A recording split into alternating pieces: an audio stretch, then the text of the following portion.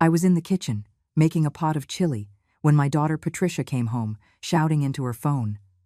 At 34 years old, she still lived with me. She claimed it was to take care of me, but I knew it was because she couldn't afford to pay her own bills. That day, she was furious because her ex-husband, Richard, was late again with the child support payment for my grandson, Alex, who was just 9 years old. When I turned off the stove and turned to ask her if she wanted lunch, Patricia exploded. "You filthy old woman! Can't you see I'm on the phone?" And then something happened that I never thought I would experience. She spat in my face. The saliva slid down my cheek as she continued to scream. "You're useless. Just in the way. You should have just stayed quiet in your corner." I wiped my face with my apron. I swallowed the humiliation and didn't say a single word. "My name is Grace Hernandez.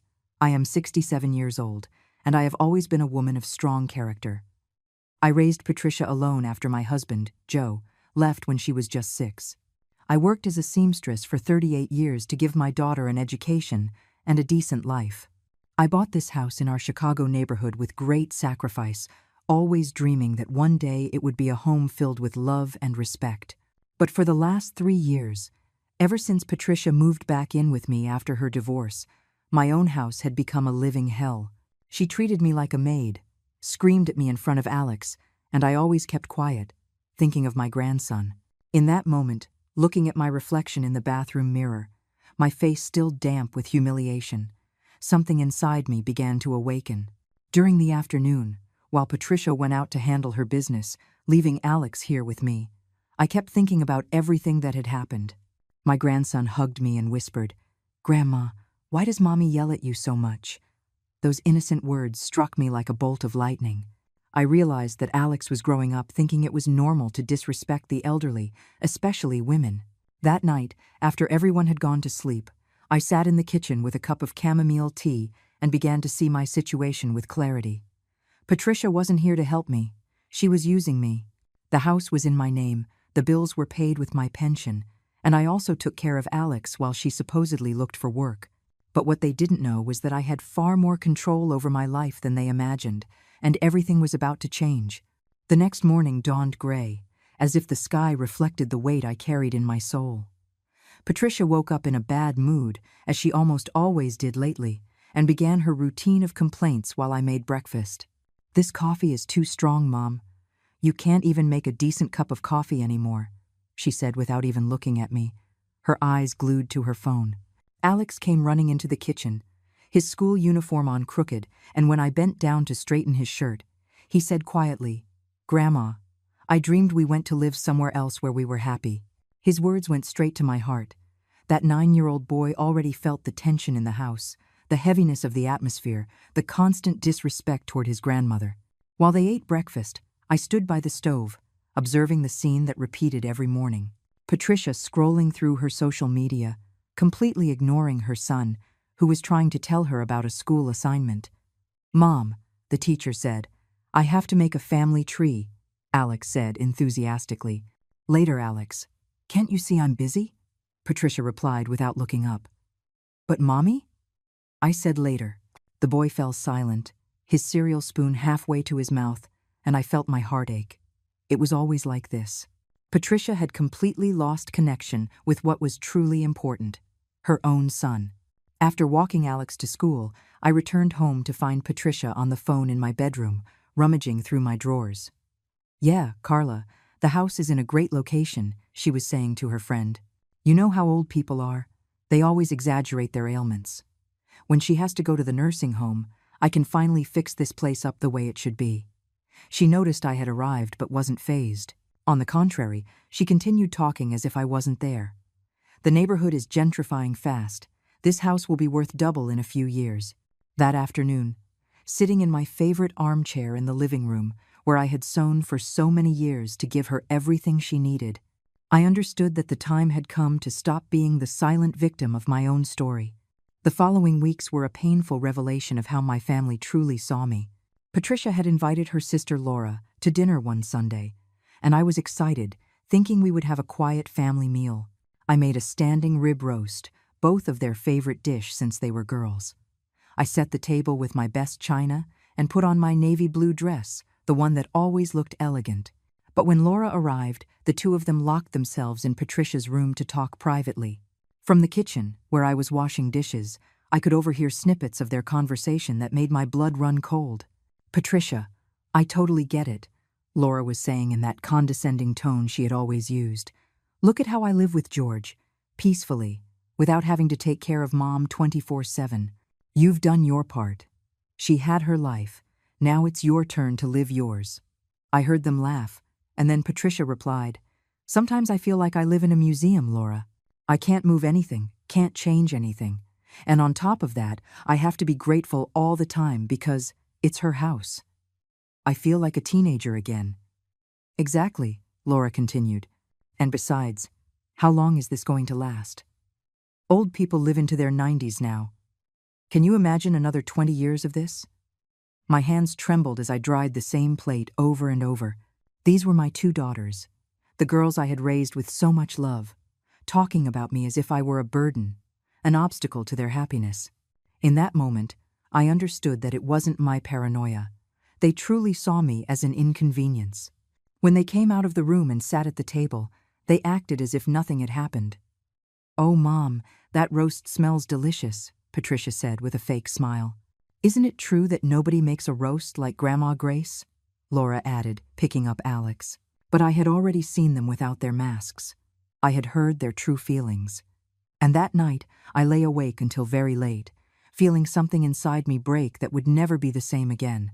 In the following days, I noticed things I had previously overlooked or justified with excuses. Like when Patricia would have friends over and introduce me by saying, "This is my mom, she lives here with me," as if I were a temporary guest in my own home. Or when Alex wanted me to read him stories and Patricia would interrupt, "Let your grandma rest, Alex, she's too old to be playing with you." And I would wonder, since when did taking care of my grandson become a burden? Since when did my age become a limitation on love? One morning, while hanging laundry in the yard, I overheard Patricia talking to a neighbor about retirement homes. "Yes, Mrs. Peterson, that assisted living facility in Northbrook is very nice. My cousin put her mother-in-law there and says they take great care of her." You have to think about these things, right? We can't be selfish with our parents. The neighbor replied with something I couldn't hear, but I saw Patricia nod and smile. When I went back into the house, she had already hung up the phone and acted as if nothing had happened. "Mom, don't you think you need more exercise? You could go to those senior yoga classes," she told me in a tone that was meant to be caring but that I now recognized as manipulative. That afternoon, while Patricia went to pick up Alex from school, I decided to go through my important papers. It had been years since I'd looked at them all, always trusting that everything was in order. But when I opened the safe where I kept my documents, I found something that left me speechless. Several papers had been moved, some were photocopied, and there were new documents that I didn't remember signing. Among them was a power of attorney that gave Patricia access to my bank accounts in case of a medical emergency. I didn't remember signing it, but there was my signature. I sat on the edge of my bed, documents in hand, and understood that my daughter had been preparing to take control of my life without consulting me for some time. That night at dinner, I observed my family with new eyes. Patricia chewed mechanically while scrolling on her phone. Alex tried to tell me about his day at school, and I responded with automatic smiles while my mind processed the new reality. "Grandma, are you okay? You look sad," my grandson asked with that sensitivity children have for knowing when something is wrong. "I'm fine, my love. Just a little tired," I lied, stroking his dark, shiny hair. Patricia looked up for a second. "Mom, if you're feeling sick, you should go to the doctor. At your age, anything could be serious."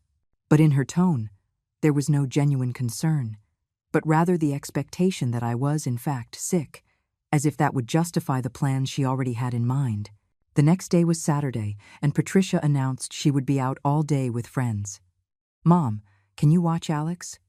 You know I need to unwind a bit." As always, it wasn't a question but a statement. I nodded, as I had for years, but this time there was something different in my silence.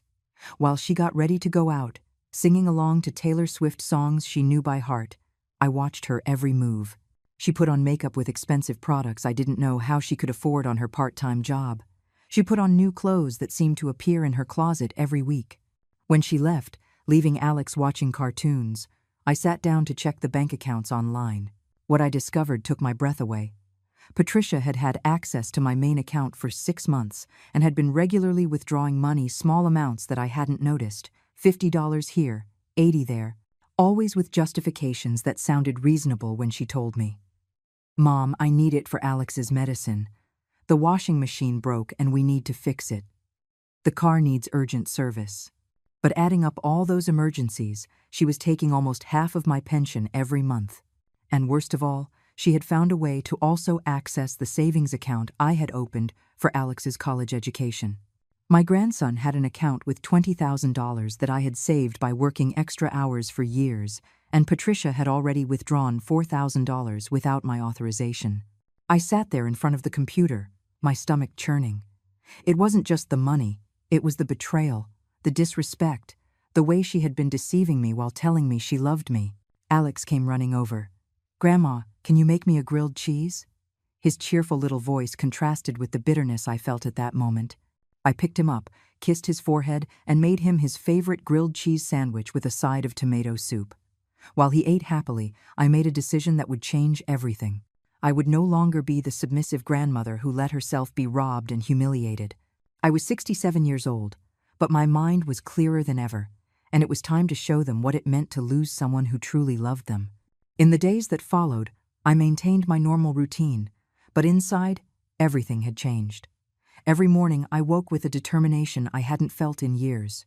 When Patricia yelled at me, I would simply nod and continue with my activities.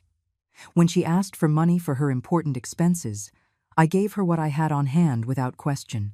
But in the afternoons, while she was out and Alex was at school, I began to make very important calls. First, I called my cousin Arthur, who lives in Madison, and explained my situation. He listened attentively and told me something that stuck with me. "Grace, respect isn't begged for, it's earned. And if someone decides not to give it to you, you decide not to give it to them either." I also contacted Mr. Davis, the lawyer who had helped me when I bought the house. I explained the situation with the documents I had found, and he confirmed something terrible. The power of attorney Patricia had made me sign was very broad. It gave her almost total control over my assets if she could prove I was incapacitated. "Mrs. Hernandez," he told me in a serious voice, "this is more common than you can imagine. Many children manipulate their parents to take their properties, but you are fully within your rights to revoke that power at any time.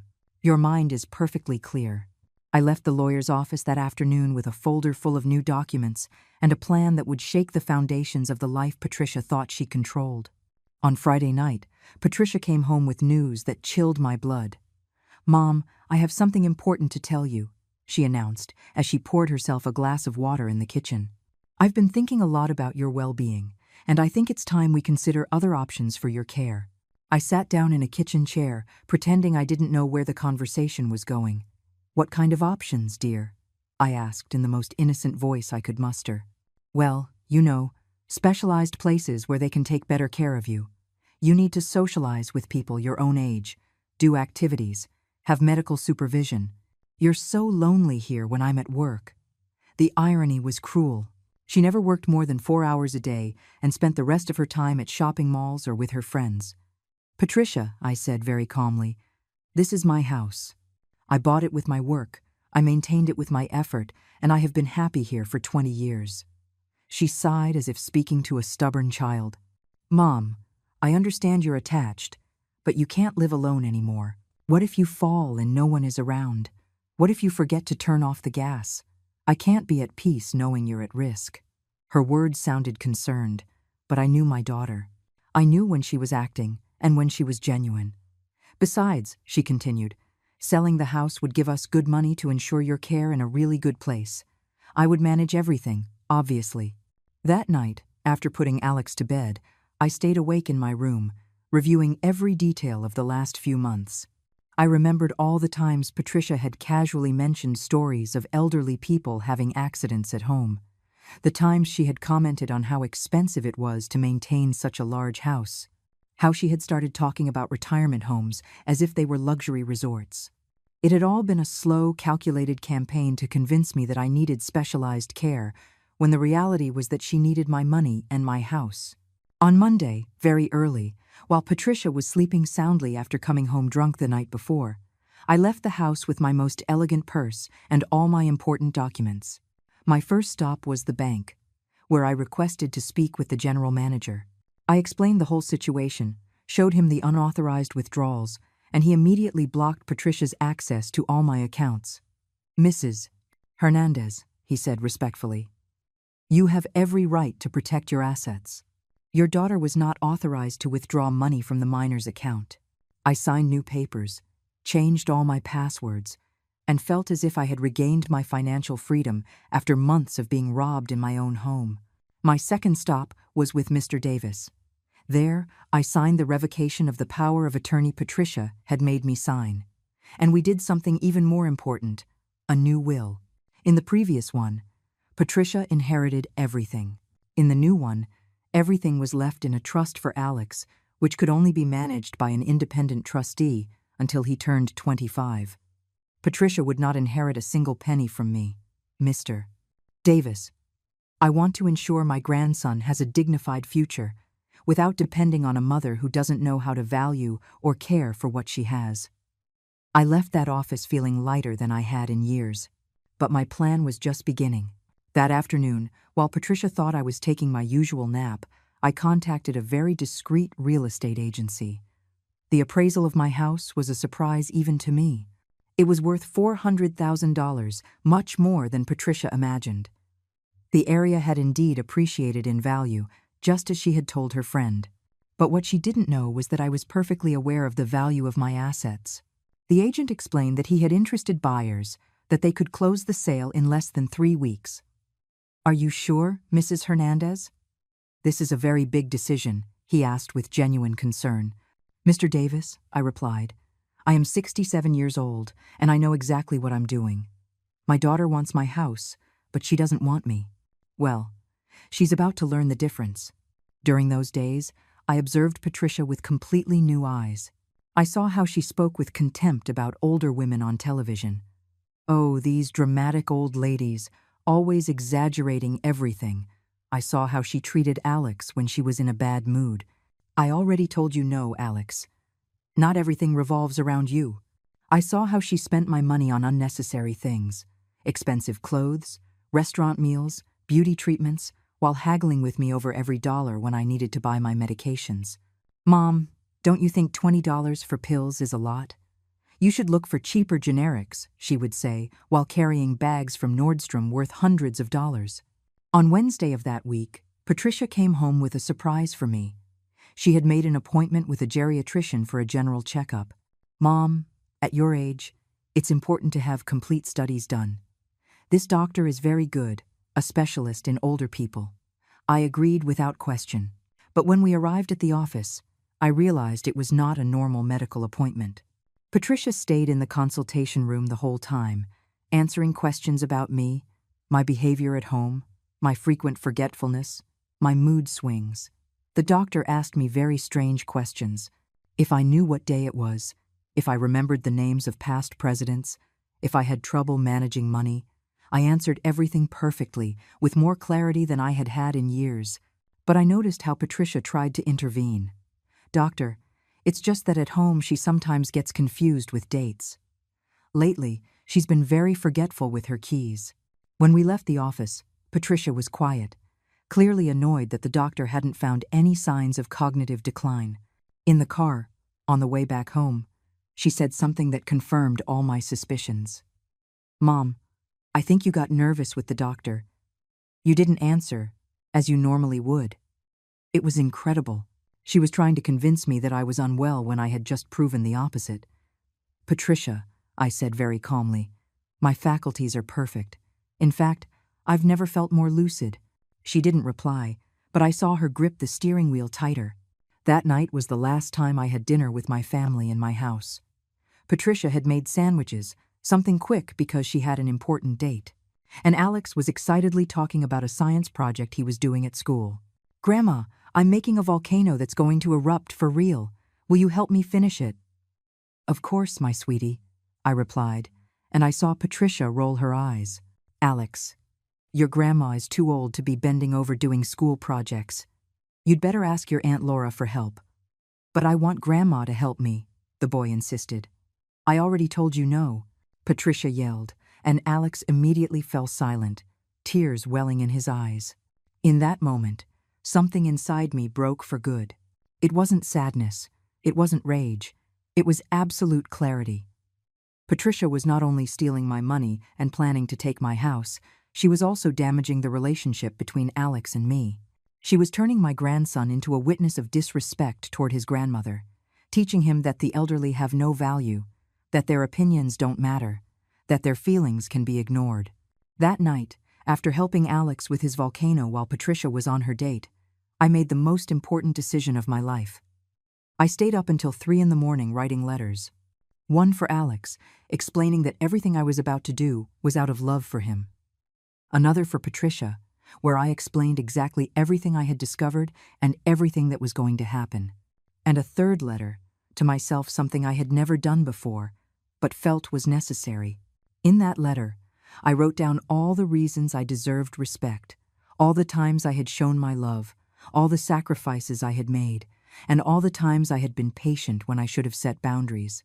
I wrote until my fingers ached, until I ran out of tears, until I felt I had emptied my chest of all the pain accumulated over the years. At 5 a.m, while it was still dark, I packed a small suitcase with my most important things. The clothes I really loved, the jewelry I had inherited from my mother, the photos of Alex, and a small cross that had been with me my whole life. I left the letters on the kitchen table, along with the house keys and a folder with all the sale documents, a sale that would become effective in exactly 15 days. I also left Alex's savings passbook, with a note explaining that all that money was for him and that I had protected it from the theft his mother was committing. When I closed the door to my house for the last time, I didn't feel nostalgia. I felt liberation. I had been treated like old furniture in my own home for months, like an obstacle to be endured until they found a way to get rid of me. Patricia wanted me to disappear from her life so she could keep everything I had built. Well, I was going to give her exactly what she asked for, my absence, but without the prize she expected. The taxi taking me to the bus terminal was driving me away not just from that house, but from years of silent humiliation. When the driver asked if I was okay because he had seen me crying, I smiled and told him, "I'm perfect, young man. For the first time in a long time, I'm perfect." On the bus to Madison, as I watched the landscape pass by the window, I thought about what Patricia would find when she woke up. The letters explaining exactly what she had done wrong, the sale documents showing her she no longer had a home to live in rent-free, Alex's bank statement revealing her thefts, and above all, my total absence. There would be no yelling, no pleading, no televised drama, just the absolute silence of a woman who had finally decided her dignity was worth more than keeping together a family that had already broken from the inside. Patricia had spent years telling me I was a burden, that I was in the way, that I should leave. Well, she had gotten her wish. But she never imagined that when I left, I would take with me everything that truly mattered.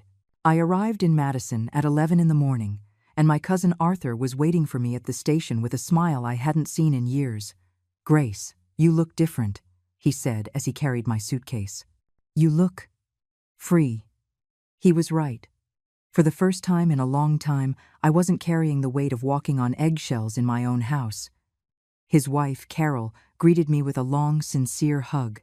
"This house is your house, for as long as you need," she said with a warmth I had forgotten existed among family. They gave me the guest room, small but cozy, with a window overlooking a garden full of lilacs. It was the first time in years I would wake up without the sound of screaming or complaints in the background. During my first few days in Madison, my phone rang non-stop. Patricia called every hour, first with a desperate voice, then furious, then pleading. I listened to the voicemails she left, but I didn't answer a single call. "Mom, this is crazy. You can't sell the house without consulting me," she screamed in one message. In another, she changed her tone. "Mommy, forgive me if I said something that upset you, but you can't punish Alex like this. He needs you." And in the most desperate one, "Grace, this is illegal. I'm going to sue to stop the sale. Each message confirmed that I had made the right decision. There wasn't a single real apology, not a single acknowledgement of all the harm she had done, just panic at losing what she considered hers. On the third day, I received a call from Mr. Davis. "Mrs. Hernandez, your daughter showed up at my office with a lawyer. They're trying to contest the sale, claiming you are not in your right mind." I laughed for the first time in weeks. "Mr. Davis, I hope you showed them all the medical and psychological documents you asked me to get." "Of course, ma'am. The geriatrician's certificate confirms you are in perfect mental condition. Your daughter has no legal recourse. The sale is proceeding as scheduled." I hung up the phone feeling a satisfaction I had never experienced before. Patricia had completely underestimated her poor old mother. One afternoon, while helping Carol prepare dinner, a call came that broke my heart. It was Alex, crying. "Grandma, why did you leave? Mommy says you're mad at me." His trembling little voice made my own hands shake. "My love, I could never be mad at you. I love you more than anything in the world. Then why don't you come home? I miss you helping me with my homework." Carol noticed I was crying and put a hand on my shoulder. "Alex, sometimes adults have to make difficult decisions to protect the people they love. I'm protecting you, even if you don't understand it right now. But when are you coming back?" The question tore me apart. "I don't know, my sweetie. But I want you to know that you will always be the most important thing to me." After hanging up, I locked myself in my room and cried like I hadn't cried in years. It wasn't a cry of sadness, but of rage. Rage because Patricia was using Alex to manipulate me emotionally. Rage because my grandson was suffering the consequences of his mother's selfish decisions. Rage because, after everything I had done for her, Patricia didn't understand that I had made this decision precisely to protect Alex from growing up in an environment where elders are not respected. Carol knocked gently on the door. "Grace, can I come in?" She entered with a cup of chamomile tea and sat beside me on the bed. My sister Hope went through the same thing with her son. "It hurts now, but you did the right thing." That night, lying in my new bed, I started to remember how I had gotten into this situation. I thought of Joe, my ex-husband, who had left when Patricia was 6 because he wasn't ready for the responsibility of a family. I remembered the nights I sewed until 3 in the morning to pay the rent for our tiny apartment in the city. Patricia was a beautiful child with big eyes and a mischievous smile who always asked when her daddy was coming back. "Soon, my love," I would lie, because I didn't have the heart to explain that he had chosen his freedom over us.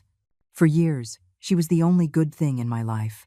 The reason I worked 18 hours a day, the motivation to keep going when everything seemed impossible.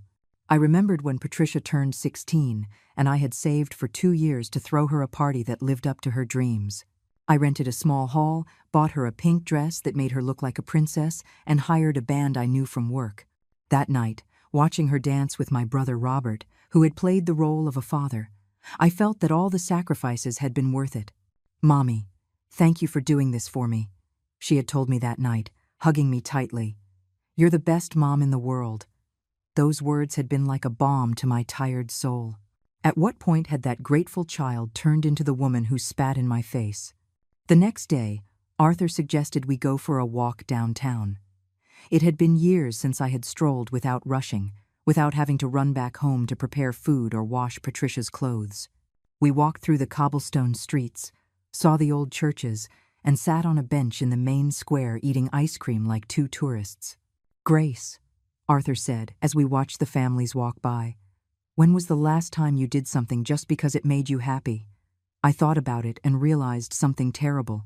I couldn't remember the last time I had done something for myself. Everything in my life had revolved around Patricia's needs and then Alex's. "You know what?" I told Arthur, "I want to call my old friend Rose. We worked together at the sewing shop 20 years ago." Rose had married a businessman and moved to Austin, but we had kept in sporadic contact. When I called her and told her my situation, her reaction surprised me. "Grace, it's about time you woke up. I always knew that girl was taking advantage of you. The times I called your house, and she answered with a sour face, as if I were a nuisance. Rose invited me to visit her in Austin. "Come for a few days, honey. I have a clothing business and you could help me out. It'll do you good to be active and meet new people." That conversation made me reflect on how many opportunities I had turned down over the last few years for the sake of not leaving Patricia alone. How many invitations from friends, how many trips, how many moments of joy I had sacrificed for a daughter who, in the end, only saw me as her personal servant. I remembered when my friend Teresa had invited me on a Caribbean cruise to celebrate her 60th birthday. "Oh, Teresa, I can't leave Patricia with the boy. She works so hard," I had said, but the reality was that Patricia worked 4 hours a day and spent the rest of her time at the gym or with her friends. I had turned down a dream trip to take care of a grown woman who was perfectly capable of taking care of herself. On Saturday morning, while we were having breakfast on Arthur's patio, an unexpected call came. It was Laura, Patricia's sister, her voice nervous. "Aunt Grace, where are you? Patricia is going crazy looking for you." "I'm perfectly fine, Laura. And tell your sister to stop the drama." "But Aunt Grace, Alex is so sad. He keeps asking for you." "Laura," I said in a firm voice, "Alex is sad because his mother is emotionally manipulating him. Instead of explaining the truth, she's using his pain to make me feel guilty." Laura was quiet for a moment. "Aunt Grace, the truth is, Patricia is really desperate. I don't think she ever imagined you would do this." "Exactly," I replied. "She never thought I was capable of defending myself. That was her mistake." After hanging up, Arthur asked me something that made me reflect deeply. "Grace, do you think Patricia really didn't know she was hurting you, or did she just not care?" The question made me uncomfortable because it touched on something I had avoided thinking about. For years, I had convinced myself that Patricia acted this way because she was stressed, because the divorce had affected her, because raising Alex alone was difficult.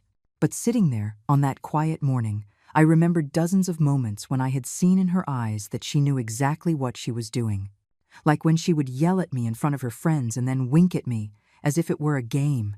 Or when she would ask for money, borrowed, knowing perfectly well she would never pay it back.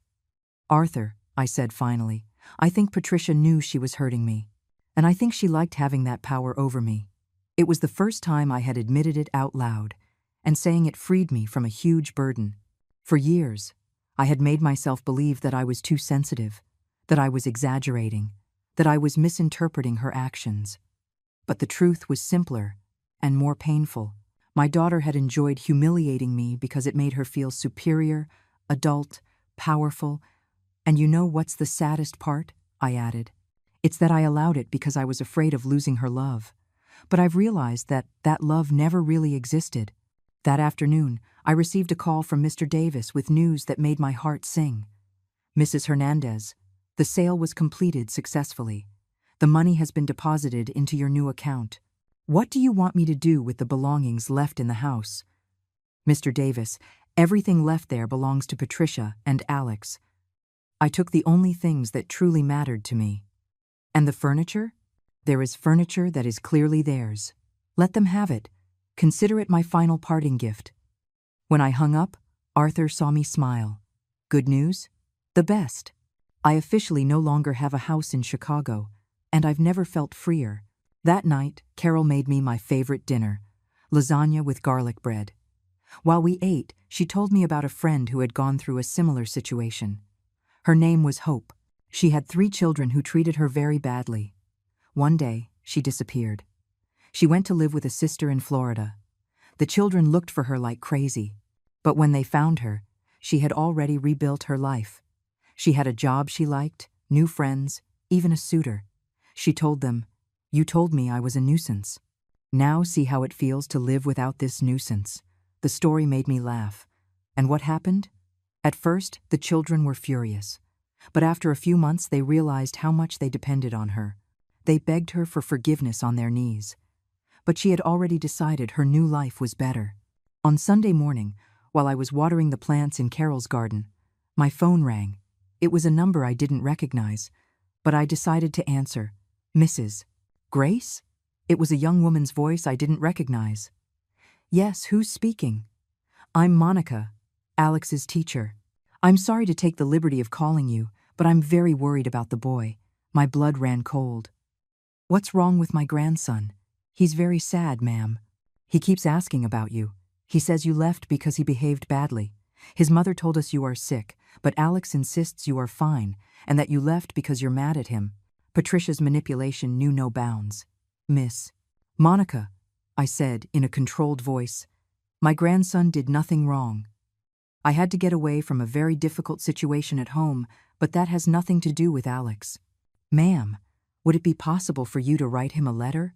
The boy needs to know it's not his fault. That same afternoon, I sat down to write the most difficult letter of my life.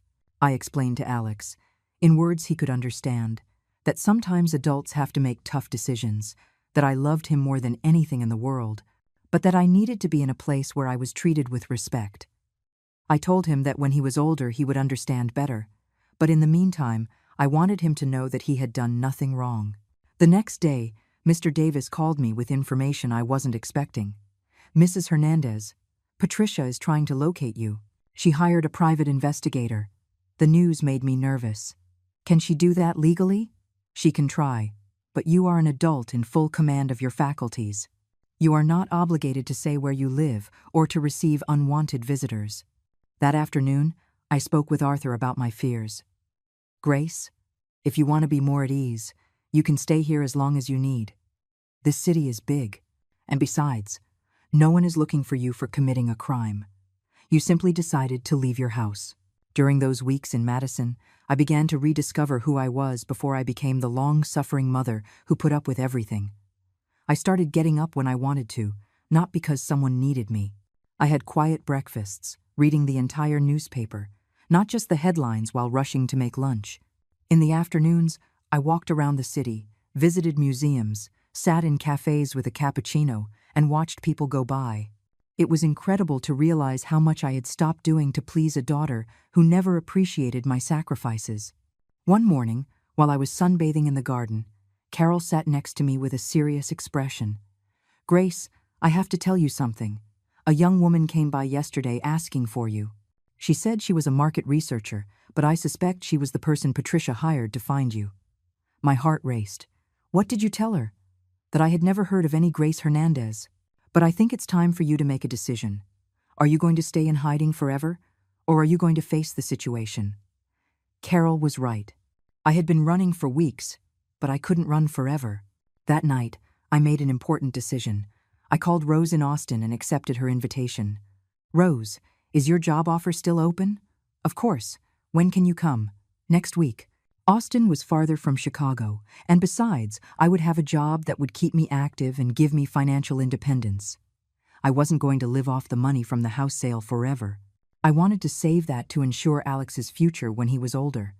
I wanted to prove to myself, and incidentally to Patricia, that at 67, I was still capable of starting over. Before leaving Madison, I decided to do something I had been putting off.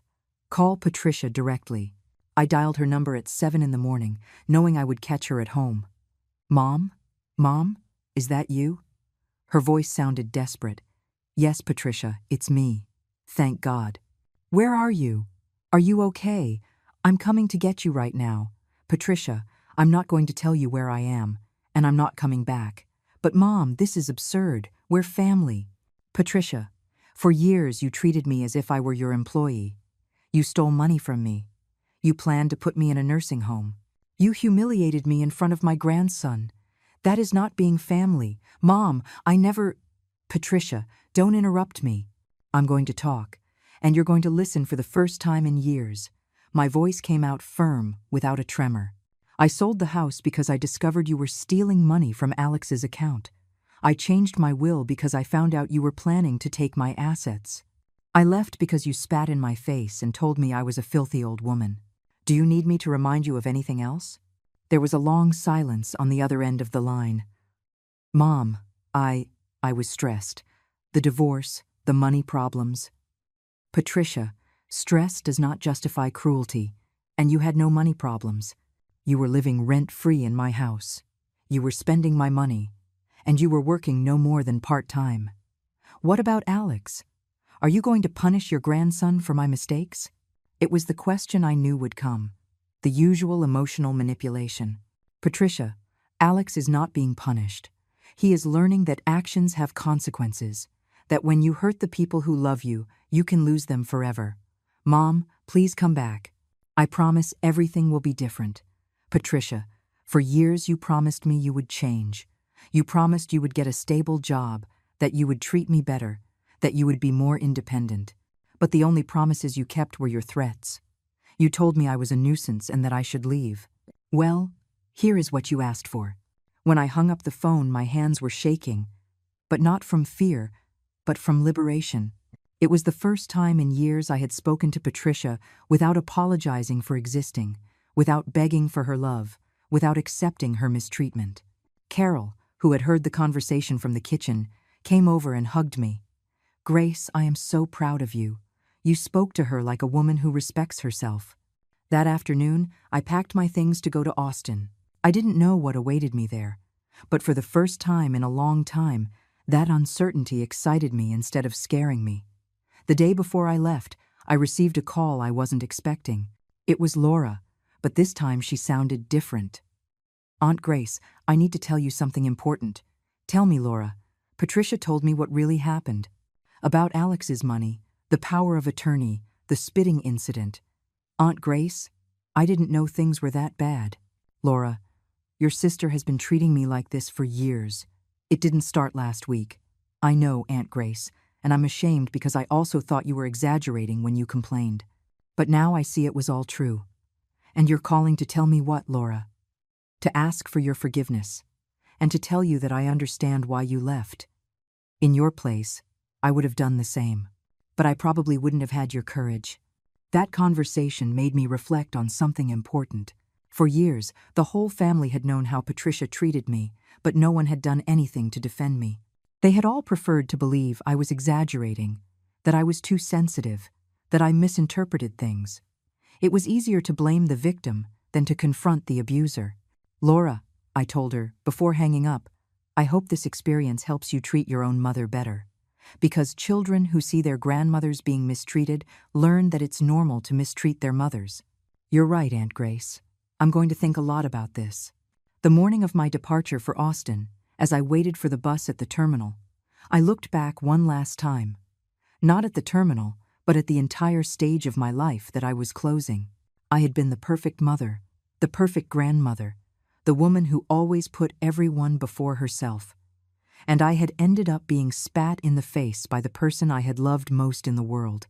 But that humiliation had awakened me from a long and painful dream. It had given me back to myself. When I got on the bus to Austin, I wasn't just carrying a suitcase with clothes.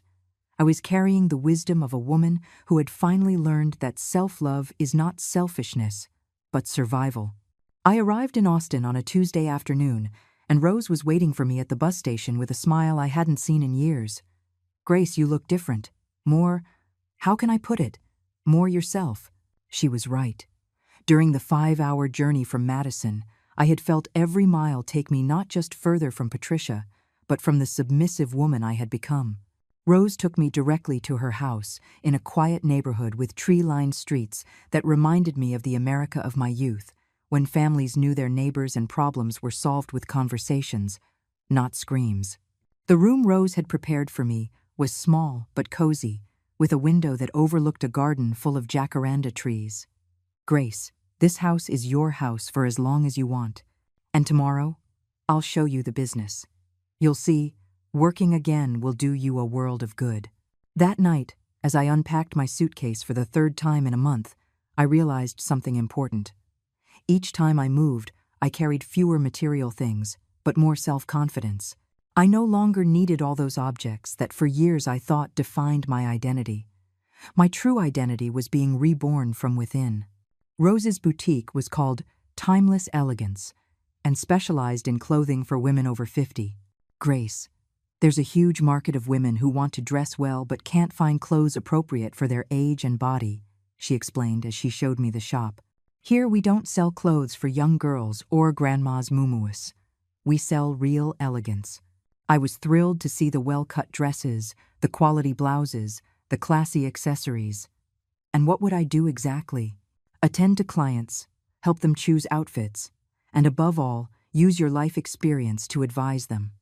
Women our age don't just buy clothes, they buy confidence. My first day at work was a revelation. At 10 in the morning, a woman of about 60 came in, elegant but with a sad expression. "I'm looking for something for a wedding," she said without much enthusiasm. "Is it a happy occasion?" I asked as I walked her over to the dresses. "It's my eldest son's wedding, but my daughter-in-law didn't want me to come.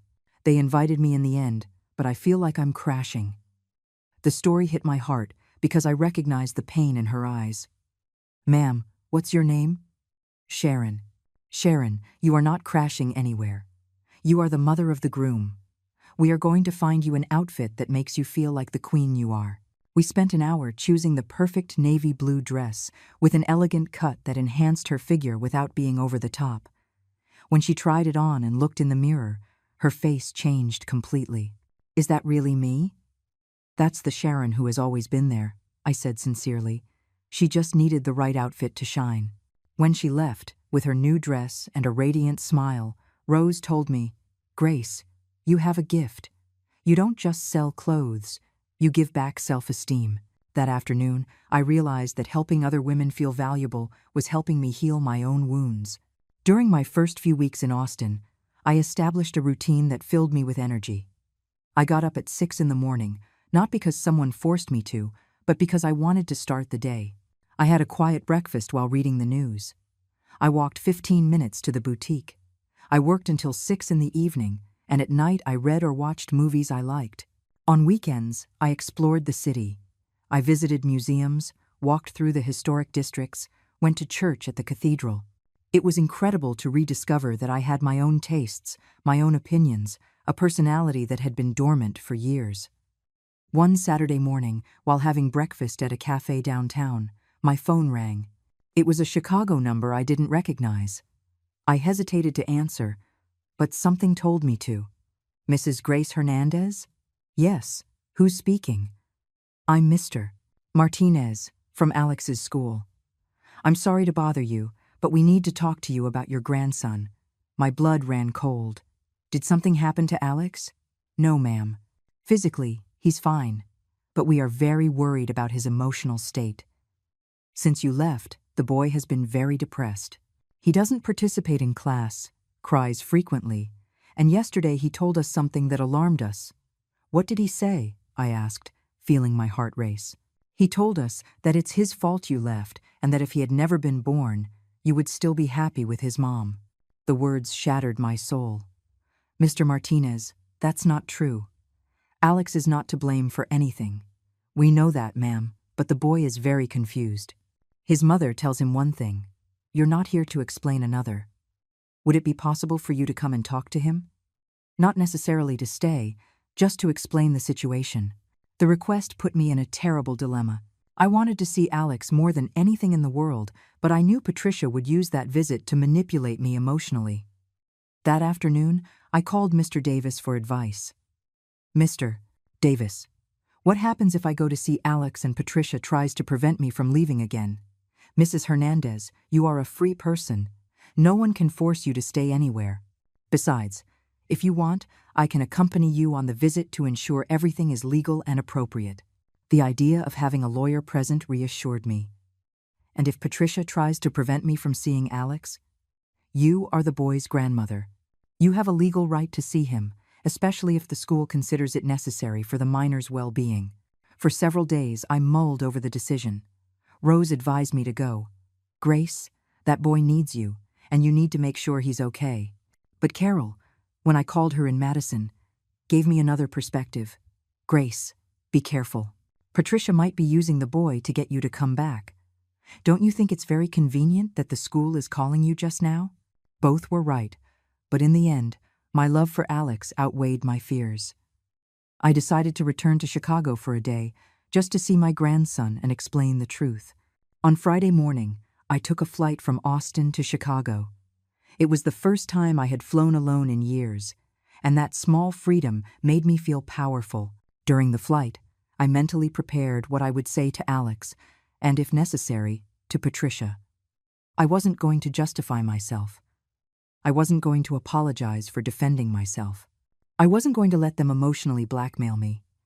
I was going, as the grandmother I am, to reassure a child who was suffering because of the irresponsible adults around him. Mr. Davis picked me up at the airport, and we went directly to the school. "Are you ready, Mrs. Hernandez?" he asked as we walked toward the entrance. "More ready than I've ever been," I replied with conviction. The principal received us in his office and explained the situation in more detail. "Ma'am, Alex is a very intelligent boy, but he is clearly affected by this family situation. He needs emotional stability to be able to concentrate on his studies." "Have you spoken to his mother about this?" "Yes, but she insists that the problem is that you left without explanation. That's why we need you to speak directly to the boy." When they brought Alex to the office, my heart shattered. He had lost weight, had dark circles under his eyes, and when he saw me, he burst into tears. "Grandma, you're not mad at me anymore?" He ran to me, and I hugged him as if years had passed instead of 2 months. "My love, I have never been mad at you, nor could I ever be. But you left without saying goodbye. Alex, look into your grandma's eyes. Sometimes adults have to make difficult decisions. I left because I wasn't being treated well at home, but that has nothing to do with you. You are what I love most in the world. So why don't you come back?" The question I feared inevitably arrived. "Alex, have you seen how your mom used to talk to me?" The boy looked down. "Yes." "And how did you feel when you saw that?" "Bad. I was scared when she yelled at you." "Exactly. I can't live in a place where I'm yelled at and disrespected. Not because I'm proud, but because everyone deserves to be treated with love."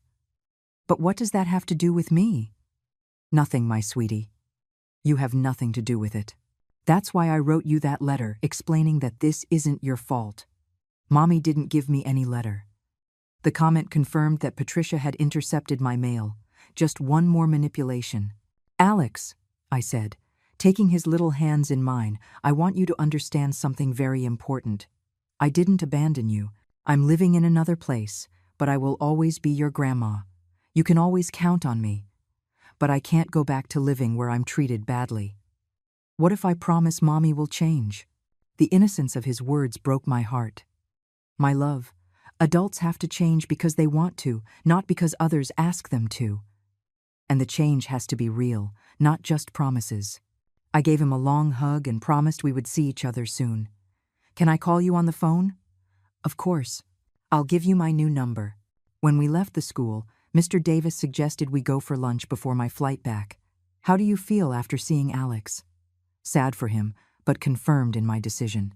That child is being used as a pawn in his mother's manipulation game, and if Patricia shows up at the airport, let her show up. I'm not afraid of her anymore. During lunch, my phone rang constantly. Patricia had found out I was in the city and was calling me desperately. I didn't answer any calls, but I did read the text messages she sent me. "Mom, I know you're here. The school called me. Please come to the house. We need to talk. You can't leave again without seeing me. Mom, please, give your family a chance." Each message confirmed that Patricia still didn't understand that it wasn't about giving chances, but about basic respect. At 3 in the afternoon, Mr. Davis took me to the airport. As we waited in the boarding lounge, I felt proud of myself. I had come to Chicago for Alex. I had fulfilled my purpose, and I was leaving without having let myself be emotionally manipulated. But Patricia had other plans. When they announced my flight and I walked toward the gate, I saw her. She was standing by the entrance, with Alex by the hand, waiting for me. My grandson ran to me as soon as he saw me. "Grandma, don't go again." Patricia approached with tears in her eyes, a perfect performance for the occasion. "Mom, please. Alex needs his grandmother. I need my mother." "Patricia," I said in a calm but firm voice, "I'm not going to make a scene here. This is an airport. There are other people. Then come to the house. Let's talk like a family." "Patricia, we have nothing to talk about until you understand what you did wrong." "I already said I'm sorry. What more do you want?" "I don't want empty apologies. I want you to actually change." "And how am I supposed to change if you don't give me a chance?" The usual circular logic. "Patricia, for 3 years, I gave you chances every single day. Every time you yelled at me and then acted as if nothing had happened. Every time you disrespected me and I kept quiet. Every time you asked for money, borrowed, knowing you wouldn't pay it back, you used up all your chances. Alex looked at me, not understanding the adult conversation, but clearly distressed by the tension. "Look what you're doing to Alex," Patricia said, playing her last card. "Look what you've done to him for years," I replied. "Look how you've put him in the middle of our problems instead of protecting him. Look how you're using him right now to manipulate me." Patricia was speechless for a moment. Alex pulled on my blouse. "Grandma, can I go with you?" His innocent question broke my heart, but it also confirmed what I already knew. That child was looking for emotional stability that his mother couldn't give him. "My love," I said, kneeling to his level, "you have to stay with your mom. It's your place. But I want you to know that whenever you need me, I will be here for you. You promise?" "I promise." I gave him a tight hug and whispered in his ear, "Be good, study hard, and remember that your grandma loves you more than anything in the world." When I stood up, Patricia's face was red with contained rage. "This isn't going to end like this, Grace." "You're right," I said with a serene smile. "It's not going to end like this. It's going to get worse if you continue to not understand the lesson." During the flight back to Austin, I reflected on what had happened. Seeing Alex had confirmed that my decision was right. That child needed to know that there were adults in his life who respected themselves, who didn't accept mistreatment, who made difficult decisions when necessary. If I went back and became the submissive grandmother I used to be, I would be teaching him that love means enduring humiliation. It was better to teach him, by my example, that self-love is just as important as love for others. When I arrived at Rose's house that night, she was waiting for me with a hot dinner and a sympathetic smile. "How did it go?" "Difficult, but necessary," I replied. "I saw Alex. I confirmed that it's not his fault. And I confirmed that Patricia still doesn't understand anything." "And how do you feel?" "Free. For the first time in years, I feel completely free." That night, I slept better than I had in weeks, knowing that I had done the right thing for both Alex and myself. The next day, Saturday, I decided to do something I had been putting off, call my other old friends to tell them about my new life. The first was Hope, who lived in Denver. When I told her the whole story, her reaction surprised me. "Grace, how brave. I've been putting up with my son Michael's rudeness for years because I'm afraid of being alone." "Hope, being alone is not the worst thing that can happen to you. The worst thing is to be surrounded by people who don't value you." I told her about my job at the boutique, about my new independence, about the peace I had found. "You know what, Grace? You've given me a lot to think about." On Monday morning, at the boutique, a new client came in who deeply affected me. She was a woman of about 70, elegant but with a sad expression. "I'm looking for clothes to go live in a retirement home," she told me in a resigned voice. "My son says I can't live alone anymore." Something in her story reminded me of myself a few months ago. "Do you want to go to that home?" "Of course not, but my son says it's for the best. And what do you think?" "That my son wants to take my house and needs me out of the way." We spent the whole morning talking. Her name was Meredith, and her story was very similar to mine. Manipulative son, pressure to accept decisions others made for her, emotional blackmail disguised as concern. "Meredith," I said finally, "are you in full command of your mental faculties?" "Of course." "Do you have your own financial resources?" "Yes, my pension and my savings." "Then why do you have to do what your son wants instead of what you want?" The question left her thinking. In the end, she didn't buy clothes for the home, but a beautiful dress to think things over. That afternoon, Rose made me a proposal that would change my life forever. "Grace, I've been thinking, would you like to be my partner in the business?" The question took me by surprise. "Your partner?" "Yes. I'm thinking of expanding the business, opening a second branch, maybe offering image consulting for mature women. Would you be interested?" The proposal thrilled me deeply. It was not only a financial opportunity, but also a recognition that I had value, talent, abilities that others appreciated. "Rose, are you sure? I've never been a partner in anything." "Grace, you have something that money can't buy. Life experience, genuine empathy, and the ability to make other women feel valuable. That's exactly what our business needs." That night, I lay awake thinking about the proposal. At 67, I was being given the opportunity to be a businesswoman, to be financially independent, to build something of my own. It was something I had never dreamed of because I had always been busy living for others. On Wednesday afternoon, while organizing the boutique's inventory, my phone rang. It was Alex, calling from the school phone. "Grandma, is it true you're never going to see me again?" "Who told you that, my love?" "Mommy.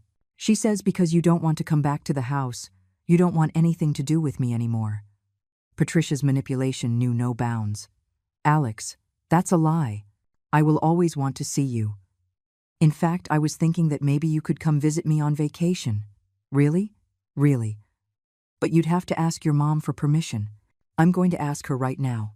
That same afternoon, Patricia called me, furious. "How dare you put strange ideas in Alex's head?" "What strange ideas?" I told him he could visit me. "I'm not crazy enough to let you take my son." "Patricia, I'm not going to take him. It would just be a vacation visit, like any child visiting their grandparents. You're not like any other grandmother.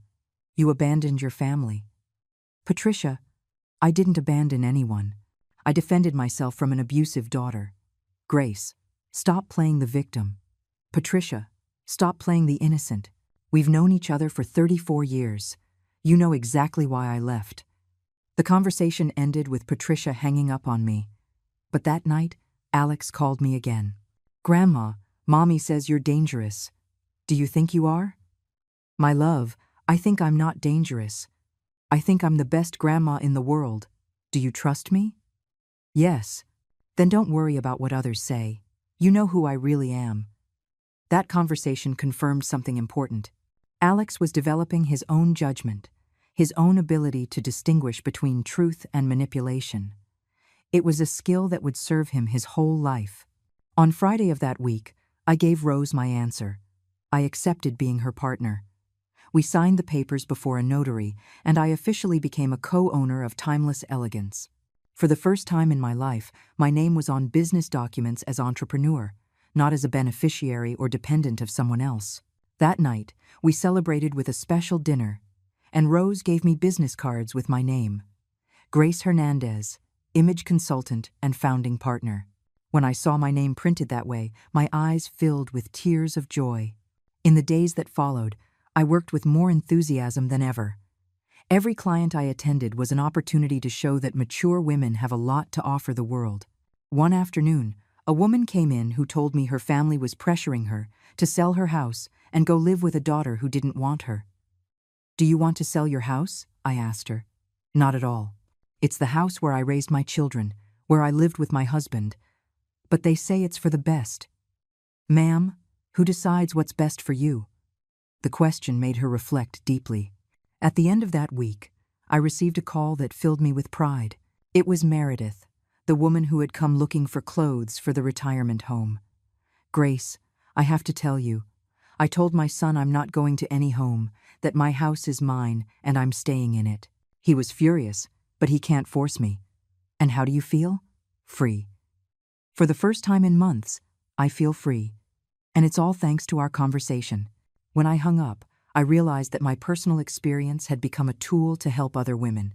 My pain had found a purpose. That night, while having dinner with Rose, I reflected on everything that had changed in my life in such a short time. 3 months ago, I was a humiliated, robbed, despised woman in my own home. Now I was a successful entrepreneur, with a new life, new friends, new purposes. But above all, I was a woman who respected herself. "Rose," I told her, "I think I've found my true calling, helping women like me discover their worth." "Grace," she replied, "I think you're right. And I think this is just the beginning." 3 months after becoming a partner in Timeless Elegance, I received a call that changed everything. It was Mr. Davis with news I wasn't expecting. "Mrs. Hernandez, Patricia has just filed a lawsuit trying to nullify the sale of the house." My heart raced. "Can she do that?" "She's alleging that you were under the influence of third parties when you made the decision, but she has no legal basis. However, there's something more important I need to tell you. Patricia lost her job 2 weeks ago and is in a very complicated financial situation. Apparently, the lawsuit is an act of desperation." The information surprised me. but it didn't cause the sadness I would have expected. It caused a strange mix of compassion and confirmation that I had made the right decision. That afternoon, while working with a new client, my phone rang insistently. It was an unknown number, but when I finally answered, I heard a voice that chilled my blood. "Mrs. Grace?" "Yes. Who's speaking?" "It's Laura. I'm sorry to bother you, but I need to speak with you urgently." "Did something happen to Alex?" I asked, my stomach clenching. "No, Aunt Grace." "Well, yes. It's complicated. Could we talk in person?" "I'm in Austin." The news took me completely by surprise. "You're in Austin?" "Yes. I came specifically to find you. There are things you need to know about Patricia and about Alex." That same afternoon, we met at a cafe downtown. Laura arrived with a serious and tired expression. "Aunt Grace, what I'm about to tell you is not going to be easy to hear." "Tell me, Laura." "Nothing can surprise me anymore. Patricia is completely bankrupt. She lost her job because she was constantly late. She spent all her savings on unnecessary things. And now she's 3 months behind on rent for the apartment where she lives. And Alex? That's the part that worries me most, Aunt Grace. Patricia is telling everyone that you abandoned them on a whim, that you became selfish in your old age, that you no longer love your own family. Alex is very confused because he hears one version at home and another when he talks to you on the phone." Laura continued with information that broke my heart. "Aunt Grace, last week I went to visit them and found Alex doing his homework alone, while Patricia was on the phone fighting with the landlord. The boy asked me if it was true that you didn't love him anymore because he was a burden. My eyes filled with tears imagining my grandson thinking such terrible things. What did you tell him?" "I told him the truth, that you love him more than anything in the world. But you had to leave because Patricia treated you badly." "Do you know what he answered?" "That he already knew that he always felt bad when he saw how his mom yelled at you, but he didn't know what to do to fix it." "Laura, why are you telling me all this?" I asked, although I suspected the answer. "Because Patricia asked me to come and convince you to come back. But after seeing the real situation, I think what you need is to know the whole truth to make the best decision." "And what is the whole truth?" "That Patricia hasn't changed at all, Aunt Grace. She's still blaming everyone but herself. She's still expecting others to solve her problems. And she's using Alex as emotional blackmail to try to get you to come back." The information confirmed what I already knew, but hearing it from Laura's lips gave it an external validation I needed. That night, after Laura left, I lay awake thinking about Alex. Rose noticed my concern and sat with me in the living room. "Grace, what are you going to do?" "I don't know, Rose. On one hand, I know I can't go back to living with Patricia. But on the other hand, I can't let Alex suffer the consequences of his mother's mistakes." "What if there's a third option?" she asked with that wisdom that characterized her. "Like what? What if Alex comes to live with you? Here in Austin, far from all that toxic environment." The idea both excited and terrified me. But would Patricia agree? If she's bankrupt and can't take care of him properly, maybe she won't have another choice. The next day, I called Mr. Davis to consult him on the legal possibility of that option. "Mrs. Hernandez, if Patricia is in a precarious economic situation and you can prove that you have stable conditions to care for the minor, it is possible to request temporary custody, especially if the child's emotional well-being is at risk." "But wouldn't Patricia object?" "She can object, but if she cannot provide a stable environment, and you can, the law favors the best interest of the child." The possibility began to take shape in my mind as a solution that could benefit everyone, especially Alex. That same afternoon, I received a direct call from Patricia. Her voice sounded different, more broken, less aggressive. "Mom, I need to talk to you. Tell me, Patricia. I'm in trouble, serious trouble." For the first time in years, I heard real vulnerability in her voice, not calculated manipulation. "What kind of trouble?" "Financial. They're going to evict me from the apartment. I don't have a job. I don't know what to do with Alex. And why are you calling me?" As I recall, I'm a filthy old woman who's only in the way. "Mom, please. I know I behaved badly with you." "You behaved badly?" "Patricia, you stole money from me. You planned to take my house. You humiliated me for years. And you spat in my face. There was a long silence on the other end of the line. Mom, I didn't know how to apologize. Patricia, forgiveness is not something you ask for, it's something you earn. What have you done to earn it? I've been thinking a lot about everything that happened, about how I treated you, about how I became a person I don't like. For the first time in years, Patricia sounded sincere, not calculating. And what conclusions did you draw? That I was a terrible daughter, that I took advantage of your kindness, that, her voice broke, that I lost the best mother in the world because of my selfishness. Tears began to stream down my cheeks. But they weren't tears of joy, but of a deep sadness for all the lost time. Patricia, do you really understand what you did to me? I think so. I made you feel like a nuisance in your own home. I stole your money. I disrespected you in front of your grandson. I treated you as if you were my employee instead of my mother. And why did you do it? Because I felt like a failure. My marriage had ended. I didn't have a stable job. I was living in your house at 34. And instead of trying to get ahead, it was easier to blame you for my problems. It was the first time Patricia took real responsibility for her actions. No excuses, no justifications, no blaming others. And what do you need from me now? I asked, although I already knew the answer. Help, not for me, but for Alex. He's not to blame for my mistakes. What kind of help? I don't know. Maybe he could come live with you while I get my life together. I know I have no right to ask you for anything after everything I did, but he needs you. The proposal, coming from her, surprised me. You'd be willing to let Alex live with me? If that's what's best for him? Yes. You were always a better mother than I have been. And you are definitely a better grandmother than I am a mother. That conversation left me in a very complex emotional state. On one hand, I felt a strange satisfaction seeing that Patricia finally understood the magnitude of her mistakes. On the other hand, it hurt me deeply to see my daughter in that situation, no matter what she had done to me. And above all, I was excited about the possibility of taking care of Alex in a healthy and stable environment. Patricia, if we are going to consider that option, I need you to understand a few things. First, this doesn't mean everything is automatically forgiven. Second, if Alex comes with me, it will be under my rules, not yours. Third, you will need to show real changes, not just promises. I understand all that, Mom, and I accept the conditions. Are you sure? Because Alex is not an object you can lend and then take back when it's convenient for you.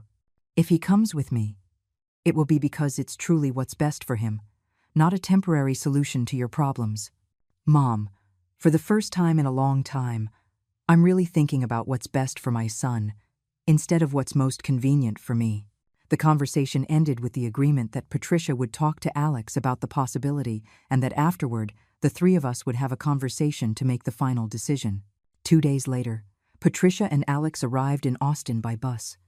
When I saw my grandson get off the bus, my heart filled with joy. He had grown in those months, but above all, he looked calmer than the last time I had seen him. Patricia, on the other hand, looked haggard, thinner, with deep dark circles that spoke of sleepless nights. When we hugged, it was different. There was none of the previous tension, no acting, no coldness. It was the hug of a daughter who finally understood she had lost something valuable. Rose welcomed us into her home with incredible warmth. She had prepared the guest room for Patricia and had bought toys for Alex. During dinner, I observed the dynamic between mother and son. Patricia was more attentive to Alex, more present, more affectionate than I had seen her in years. "Grandma," Alex said to me during dinner, "is it true I might come live with you? Would you like that, my love?" "Yes, but..." "What about my mom? I don't want to leave her all alone." My grandson's concern for his mother confirmed that he was a child with a noble heart, despite everything he had been through. "Alex," Patricia told him in a soft voice, "Mommy is going to be fine. I need to fix some things in my life. And in the meantime, you'll be better off with your grandma. But are you going to visit me?" "Of course, my love. And when I fix everything, we can be together again." "Do you promise you'll fix everything?" "I promise. But this time it's going to be a real promise, not like the other times." That night, after putting Alex to bed, Patricia and I had the most honest conversation of our lives. Mom, I want you to know that I don't expect you to forgive me immediately. Patricia, forgiveness is a process. It doesn't happen overnight, I know. And I also know that I have to prove with actions that I've really changed. What are your plans? First, get a stable job. I already have some interviews scheduled in Chicago. Second, seek psychological help to understand why I became such a bitter person. Third, pay all my debts, including the money I stole from you. And after that? After that, if you let me, I would like to earn the right to be part of this family again. Not like before, when I only took and never gave, but as a daughter who respects and values her mother. That conversation touched me deeply because I saw in Patricia the girl I had raised with so much love, but I also kept my defenses up because I had learned that pretty words don't guarantee consistent actions. Patricia, I'm very happy to hear you talk like this, but it's going to take time and concrete actions for me to be able to trust you again. I completely understand, and I'm not going to pressure you. If it takes me years to regain your trust, I'm going to take those years. And if you never fully regain it? The question was tough, but necessary. Then at least I'll have the peace of mind that I tried to fix the damage I did, and that Alex grew up in a healthy environment with you. The following days were emotionally intense. Patricia and Alex stayed with me for a week in Austin, getting to know my new life, seeing my work at the boutique, adapting to the quiet routine of a house with no screams or tensions. Patricia helped with everything she could, without anyone asking her. She washed dishes, made the bed, took Alex to the park. It was as if she were trying to prove she could be a considerate person. Mom, she told me one afternoon as we prepared dinner together, I never realized how much you worked around the house. I thought everything just got done by itself. Alex, for his part, adapted to Austin as if he had been born there. He loved my room, was fascinated by Rose's garden, and immediately made friends with the neighbors' grandchildren. One afternoon, while playing in the yard, he asked me, Grandma, does nobody yell here? No, my love. Here, all conversations are with respect. I like it. I like it a lot. That night, as I was tucking him in, he told me something that broke my heart. Grandma, why did Mommy used to yell at you so much? I don't know, my sweetie. Sometimes adults make very big mistakes. And she's not going to yell at you anymore? Let's hope not, my love. Let's hope not. On the last day of her visit, Patricia made a decision that surprised me. Mom, I've been thinking, and I believe Alex should stay with you permanently. Are you sure? Completely. This week, I've seen him happier than he has been in months. Here he has stability, tranquility, unconditional love. I'm just learning to be a responsible mother. He can't wait for me to finish learning. And what are you going to do? I'm going back to Chicago, get a job, fix my life, go to therapy. And when I've really changed, when I'm a person he can be proud of, then maybe we can talk about other options. That afternoon, we started the legal proceedings for Alex to stay with me. Patricia signed all the necessary documents without hesitation, without setting conditions, without making a drama. Mom, she told me as she signed the papers, thank you for saving my son from my mistakes. Patricia, I'm not saving Alex from you. I'm giving him the opportunity to grow up in a stable environment while you sort yourself out. That's a very important difference. You're right. As always, when she got on the bus back to Chicago, we both cried, but they were different tears, mine of hope, hers of determination. The first few months with Alex in Austin were a wonderful period of adjustment. I enrolled my grandson in an excellent school near the boutique where I could pick him up after work. In the afternoons, we did homework together, cooked, watched movies, played in the park. On weekends, we explored the city, visited museums, went to family parties with Rose. It was the family life I had always dreamed of having, but could never fully enjoy when Patricia was little because I worked too much. Patricia kept her word. Every week, she called me to tell me about her progress.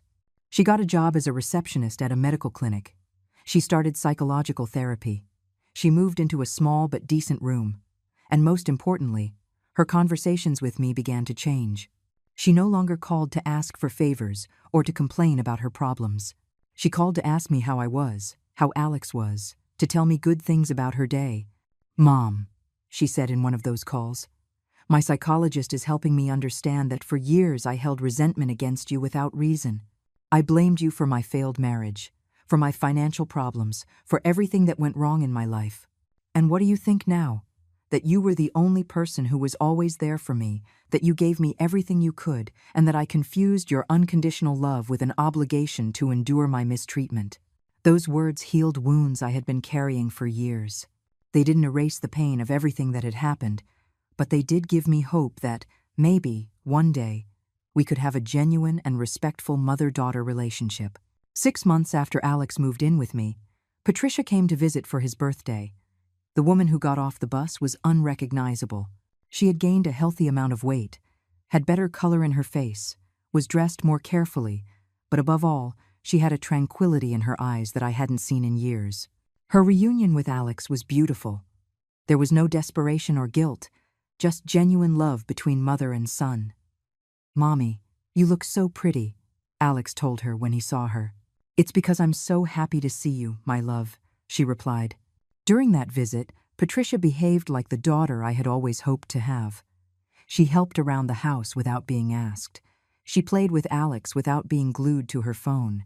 She talked with me about real topics without manipulations or complaints.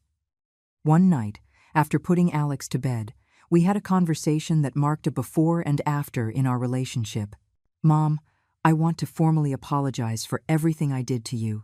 "Patricia, no, let me finish. For years, I disrespected you. I stole money from you. I humiliated you. I treated you as if you were my employee. I planned to take your house and put you in a nursing home against your will. I spat in your face and said unforgivable things. There is no justification for any of that. And why are you apologizing now? Because I finally understand the harm I did to you. Because therapy helped me see that my behavior was abusive, not just rude or disrespectful. Because I want you to know that I fully recognize my responsibility in everything that happened. And what do you expect to happen now? Nothing. I don't expect you to forgive me. I don't expect things to go back to the way they were. I don't expect you to forget everything that happened. I just wanted you to know that I understand what I did, that I deeply regret it, and that I'm going to live the rest of my life trying to be a better person." For the first time in years, I hugged my daughter without reservations, without fears, without defenses. It was the hug of a mother who sees her daughter finally become the woman she always knew she could be. That night, lying in my bed, I reflected on the whole journey. A year ago, I was a humiliated, robbed, despised woman in my own home. Now, I was a successful entrepreneur, a happy grandmother, a woman who respected herself. I had lost a house, but I had gained a life. I had lost an abusive daughter, but I had regained a daughter in the process of healing. And above all, I had taught my grandson that love does not mean enduring mistreatment, but valuing yourself enough to walk away from those who hurt us. Sometimes, the best lessons are taught with actions, not with words. 2 years later, my life in Austin had become everything I had ever dreamed of but never dared to imagine. Timeless Elegance now had 3 branches in the city, and our consulting program for older women had become so popular that we had a 2-month waiting list. Every morning, I woke up with the excitement of someone with a purpose, not with the fear of someone walking on eggshells. Alex, who was now 11, was a completely different child from the one who had arrived with me 2 years ago. Confident, cheerful, respectful, with excellent grades and many friends. Seeing him flourish in a stable environment confirmed to me every day that I had made the right decisions. One April morning, while I was watering the bougainvillea in the garden Rose and I had planted together, a letter arrived that filled me with pride. It was from the Austin Chamber of Commerce informing me that Timeless Elegance had been selected as Business of the Year for Senior Inclusion. The recognition was not only for sales, but for our program of free workshops where we helped older women rebuild their self-esteem after difficult divorces, widowhood, or family conflicts. "Grace," Rose shouted from the kitchen when I told her the news, "we have to celebrate. This is huge." That afternoon, as we prepared a special dinner to celebrate, I realized that I had found not only a new life but my true calling. Alex came running from school with his backpack bouncing on his back and a smile that lit up the whole house. "Grandma," The teacher says my project on American women entrepreneurs won first place. His project had been about me, about how a 67-year-old woman had started a successful business after a devastating family crisis. My love, I'm so proud of you, I told him as I hugged him. But more importantly, are you proud of your grandma? Super proud. I told all my friends that my grandma is a famous businesswoman. His words filled me with a happiness I had never known. It was the happiness of being valued, respected, admired by someone who really knew me. That night, after tucking Alex in, I sat in my favorite garden chair with a cup of chamomile tea, watching the stars.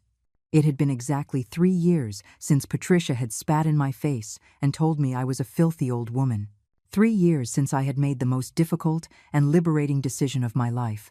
In that time, I had completely rebuilt my existence. I had found my value as a person. I had raised a grandson in a healthy environment, and I had helped dozens of women discover their own strength. But above all, I had learned that self-love is not selfishness, but the foundation of all healthy relationships. Patricia had surprisingly kept her word. For these 2 years, she had visited Alex every 3 months, always respectful, always grateful, always aware that she was in my house under my rules. Her visits had become moments of genuine joy, not tension. She had been promoted at her job to administrative coordinator, had paid all her debts, had maintained her psychological therapy, and had developed a healthy social life. But most importantly, she had learned to be a mother without being possessive, to love without controlling, to be present without invading. "Mom," she had said on her last visit, "thank you for teaching me that loving someone sometimes means letting them go." One May afternoon, while attending to a new client at the boutique, a woman came in who immediately reminded me of myself 3 years ago. She was about 65, well-dressed but with a defeated expression, slumped shoulders, a soft voice as if apologizing for existing. "I'm looking for something elegant but not too expensive," she told me in an almost inaudible voice. "For what occasion?" I asked her, with the warmth I had learned to use with women I recognized in a state of vulnerability. "It's just that my children are moving me to a retirement home. They want me to look presentable for the interview." Her words immediately transported me to the past. "Do you want to move to that home?" I asked her directly. "Of course not. But my children say I can't live alone anymore, that I'm a burden to them. And what do you think? That they want to sell my house and split the money. But I can't say that because then I'm a distrustful and paranoid old woman." I sat with her in the consultation area we had created specifically for these cases. "Ma'am, what's your name?" "Carol." "Carol, are you in command of your mental faculties?" "Of course." "Do you have your own financial resources?" "Yes, my pension and my savings." "Then why do you have to do what your children want instead of what you want?" We spent 2 hours talking. Carol told me a story that was like seeing my past in a mirror. Manipulative children, emotional blackmail disguised as concern, constant pressure to make decisions she didn't want to. But I also saw in her something that moved me, the same inner fire that had awakened in me when I finally decided to defend myself. "Carol," I told her finally, "do you know what you need?" "What?" "A lawyer, not a new dress." I gave her the number of Mr. Davis, who had now specialized in cases of financial abuse toward the elderly. "And Carol, one more thing. You are not crazy, you are not paranoid, and you are definitely not a burden. You are an intelligent woman who is being manipulated by people who should be protecting you." 2 weeks later, Carol returned to the boutique completely transformed. She walked upright, spoke in a firm voice, had a sparkle in her eyes. "Grace, I have to tell you. I followed your advice, hired the lawyer, and it turns out my children had already made an appointment with a real estate agent to appraise my house without my authorization. And what did you do?" I told them I knew their plans, that I had changed my will, and that if they kept pressuring me, they wouldn't inherit a penny. How did they react?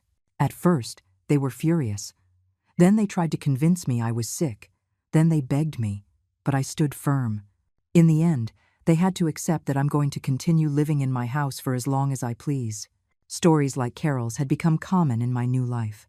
Through the boutique, I had met dozens of older women in situations similar to mine, and I had learned that elder abuse by one's own children was much more common than people wanted to admit. That's why Rose and I had decided to expand our business beyond clothing. We now offered self-esteem workshops, lectures on the rights of older adults, and a support group that met every Tuesday afternoon. Women with Purpose. It had become a haven for ladies who needed to rediscover their worth after years of family mistreatment. One June afternoon, while leading one of these workshops, a young woman came in who caught my attention. She was about 35, well-dressed, but with an expression of anguish. She sat in the back and didn't participate in the conversation, but I noticed she was constantly taking notes. At the end of the workshop, she approached me with tears in her eyes. "Mrs. Grace, can I speak with you in private?" "Of course, dear." We sat in my office, and she began to cry. I think I'm like the daughter you talked about in your lecture. I think I'm mistreating my mom, and I hadn't realized it." Her name was Anna, and her story broke my heart because I saw in her the Patricia of 3 years ago. "My mom has been living with me since my dad died 2 years ago. At first it was temporary, but then she stayed, and I treat her very badly. I yell at her, I ignore her, I make her feel like a nuisance. Why do you think you do that? Because I'm frustrated with my life. I got divorced last year, I have money problems, and it's easier to take it out on her than to face my problems." "And how does your mother feel?" "Sad. Very sad. Yesterday I found her crying in the kitchen, and when I asked her what was wrong, she said nothing. But I know it's my fault." We talked for an hour. I told her my story without judging her, trying to help her understand the damage she was causing before it was too late. "Anna, your mother won't be there forever. And when she's gone, you're going to have to live with the remorse of how you treated her. Do you think I can still fix things? Of course. But it has to be a real change, not just promises.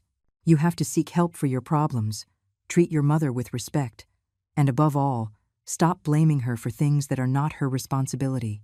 Anna left with a list of recommended therapists and a promise to return in a month to tell me how things were going. A month later, Anna returned accompanied by a woman of about 70, elegant and smiling. "Mrs. Grace, this is my mother, Hope. She wanted to meet you and thank you personally." Hope hugged me with tears in her eyes. "Mrs. Grace, you don't know how much my daughter has changed since she spoke with you. She doesn't yell at me anymore. She asks for my opinion on things. She treats me with affection. It's as if I've gotten my daughter back." Anna had kept her word. She was in therapy, had started treating her mother as she deserved, and had stopped blaming her for her own problems. "Mrs. Grace," Anna told me, "you saved me from becoming someone I didn't want to be." These encounters had become the most rewarding part of my new life. Every woman I helped regain her self-esteem, every daughter who managed to recognize her abusive behavior before it was too late, every family I saved from destruction, confirmed to me that my pain had had a greater purpose. I hadn't suffered in vain. I had suffered to learn, to grow, to be able to help others. My personal experience had become a healing tool for women who needed to know they were not alone, that they had options, that they deserved respect. In August, I received a call that filled me with joy. It was Meredith, the woman I had met in my early days at the boutique, the one who had come looking for clothes for the retirement home. "Grace, I have to tell you the news. My son officially apologized for trying to force me to sell my house. He's in family therapy, and we're rebuilding our relationship. And how do you feel? Free, respected, valued, for the first time in years. My son talks to me like a person, not like a child. And what did you learn from this whole experience? That I have to stand up for myself, that no one else is going to do it for me, and that you were right. Love does not mean enduring mistreatment." One September afternoon, while Alex was doing his homework at the kitchen table, he asked me something that made me reflect deeply. "Grandma, did you forgive my mom?" The question took me by surprise. "Why do you ask that, my love?" "Because at school we're doing a project on forgiveness, and I want to understand if you've forgiven everything that happened." I sat beside him, thinking carefully about my answer. "Alex, forgiveness is a very complicated thing. It's not like in the movies, where someone says they're sorry and everything is fixed immediately. So you haven't forgiven her? Forgiveness is a process, my love. Your mom did things that hurt me very much. but she has also made a real effort to change. So, I am in the process of forgiving. And what does that mean? It means that I no longer feel anger toward her, that I can be with her without feeling pain, that I recognize her effort to be a better person. But it also means that I don't forget what happened and that I maintain my boundaries to protect myself. And if she misbehaves again, then I will have to make difficult decisions again. But I hope that doesn't happen. Grandma, I'm proud of you. Why, my sweetie? Because you were brave. Because you didn't let yourself be mistreated. Because you taught me that I have to respect myself. His words confirmed that the most important lesson I had given Alex was not about forgiving, but about valuing oneself. In October, an invitation arrived that thrilled me deeply. The University of Texas had invited me to give a lecture on entrepreneurship in the third age to business administration students. It was academic recognition that my experience had value, that my story could inspire others. On the day of the lecture, the auditorium was filled with 20-year-olds who listened to me with attention and respect as I told them how I had started a successful business at 67 after a devastating personal crisis. Mrs. Hernandez, a student asked at the end, "What would you say to an older woman who is in a situation of family mistreatment but is afraid to defend herself?" I would tell her that fear is normal, but that living with fear is worse than facing uncertainty. I would tell her that she deserves respect, that she has options, and that it is never too late to start over. And what would you say to the children who mistreat their parents without realizing it? That they open their eyes before it's too late, that their parents won't be there forever, and that when they're gone, they're going to have to live with the remorse of how they treated them. After the lecture, several students approached me to tell me about their own families, about mistreated grandparents, about parents who didn't respect their elders. I realized that my story had touched something deep in these young people, that maybe some of them would return home with a new perspective on how to treat their older relatives. It was gratifying to know that my experience could prevent the suffering of others. In November, Patricia came for Alex's birthday. As always, she arrived with appropriate gifts, with enough time to help with the preparations, and with a respectful attitude toward my home and my rules.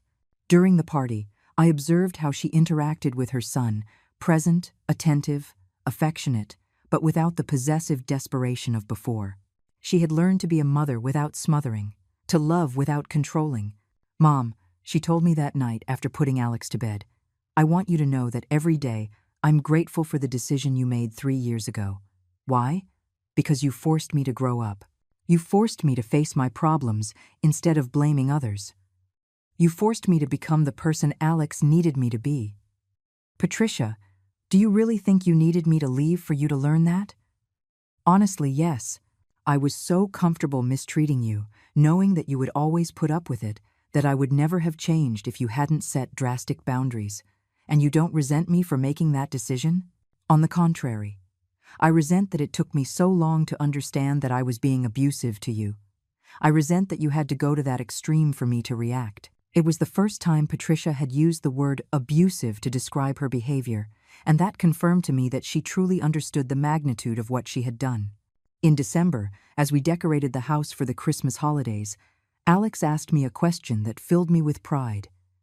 "Grandma, can I invite my friends to the Christmas party? I want them to meet the coolest grandma in Austin." His request thrilled me deeply because it represented everything I had built, a house full of love, respect, and joy.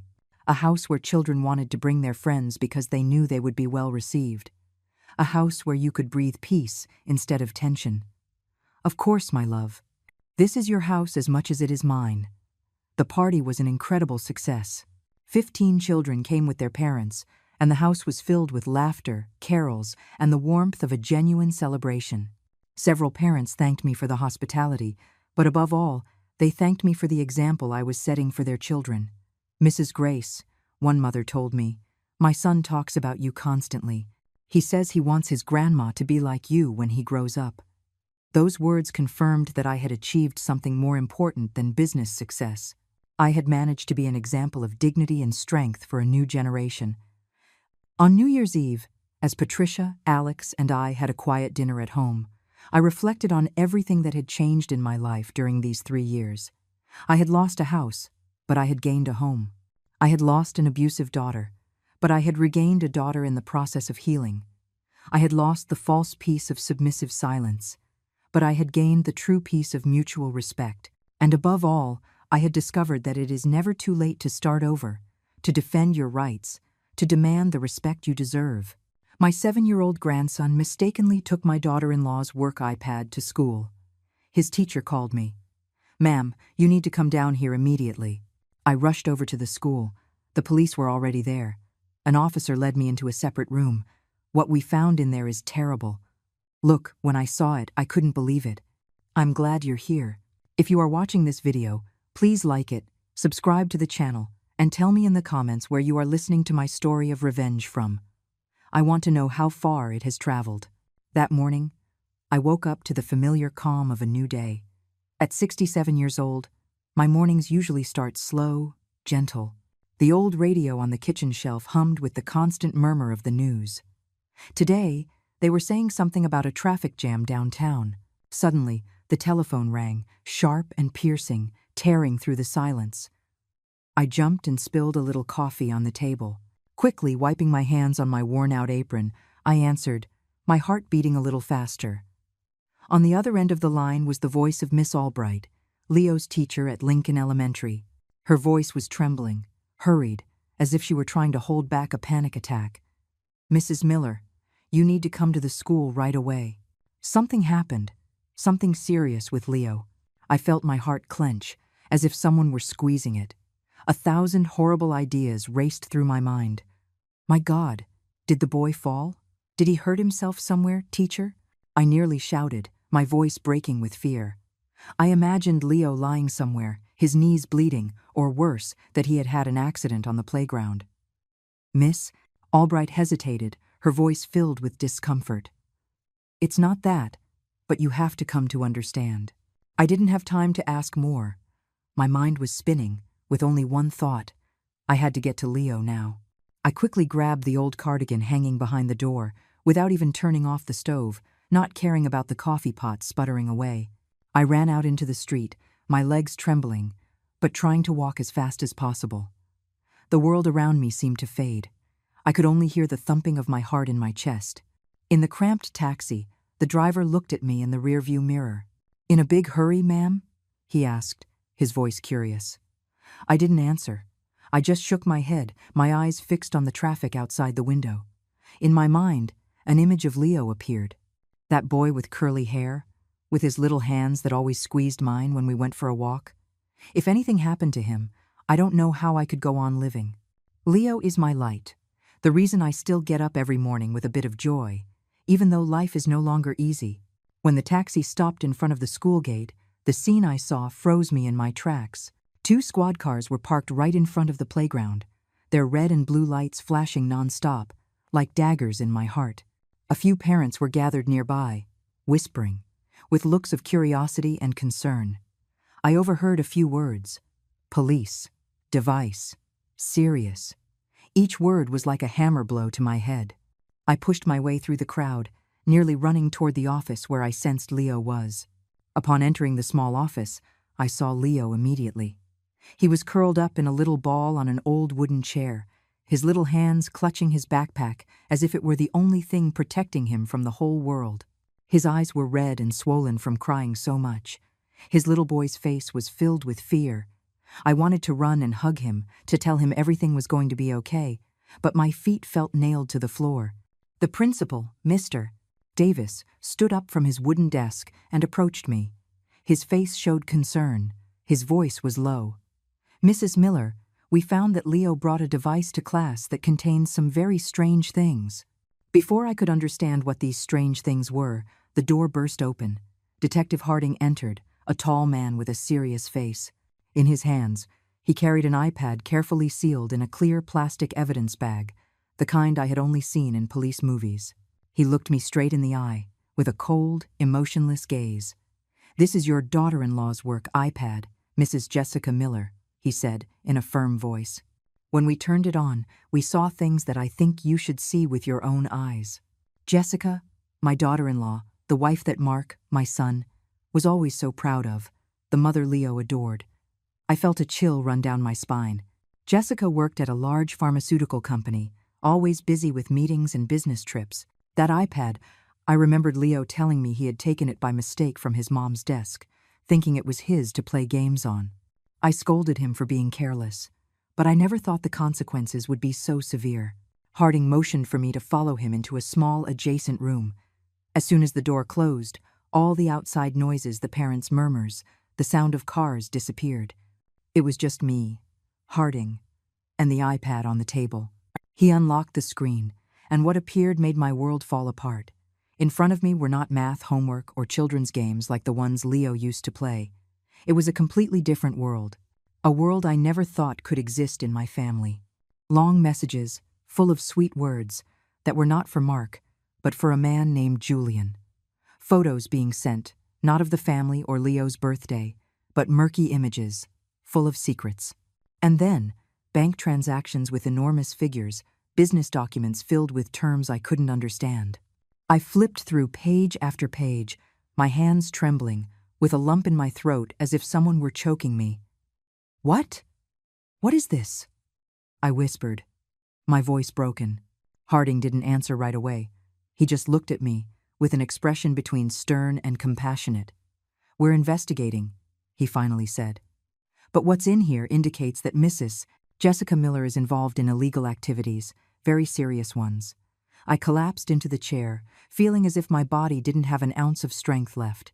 Jessica, the daughter-in-law I thought was the perfect woman, hardworking, attentive, loving to her husband and son. I remembered the night she cooked for everyone, the way she smiled at Leo, how she held Mark's hand. All of it now seemed like a charade. I thought of Mark, my son, who had given his whole heart to his wife, and of Leo, that innocent child who was now sitting outside, scared and not understanding what was happening. Detective Harding's deep, cold voice sounded like a sharp cut, snapping me out of my daze. "We are going to hold on to this device for the investigation. You can't take it." I stayed there, my hands still trembling, nodding like an automaton.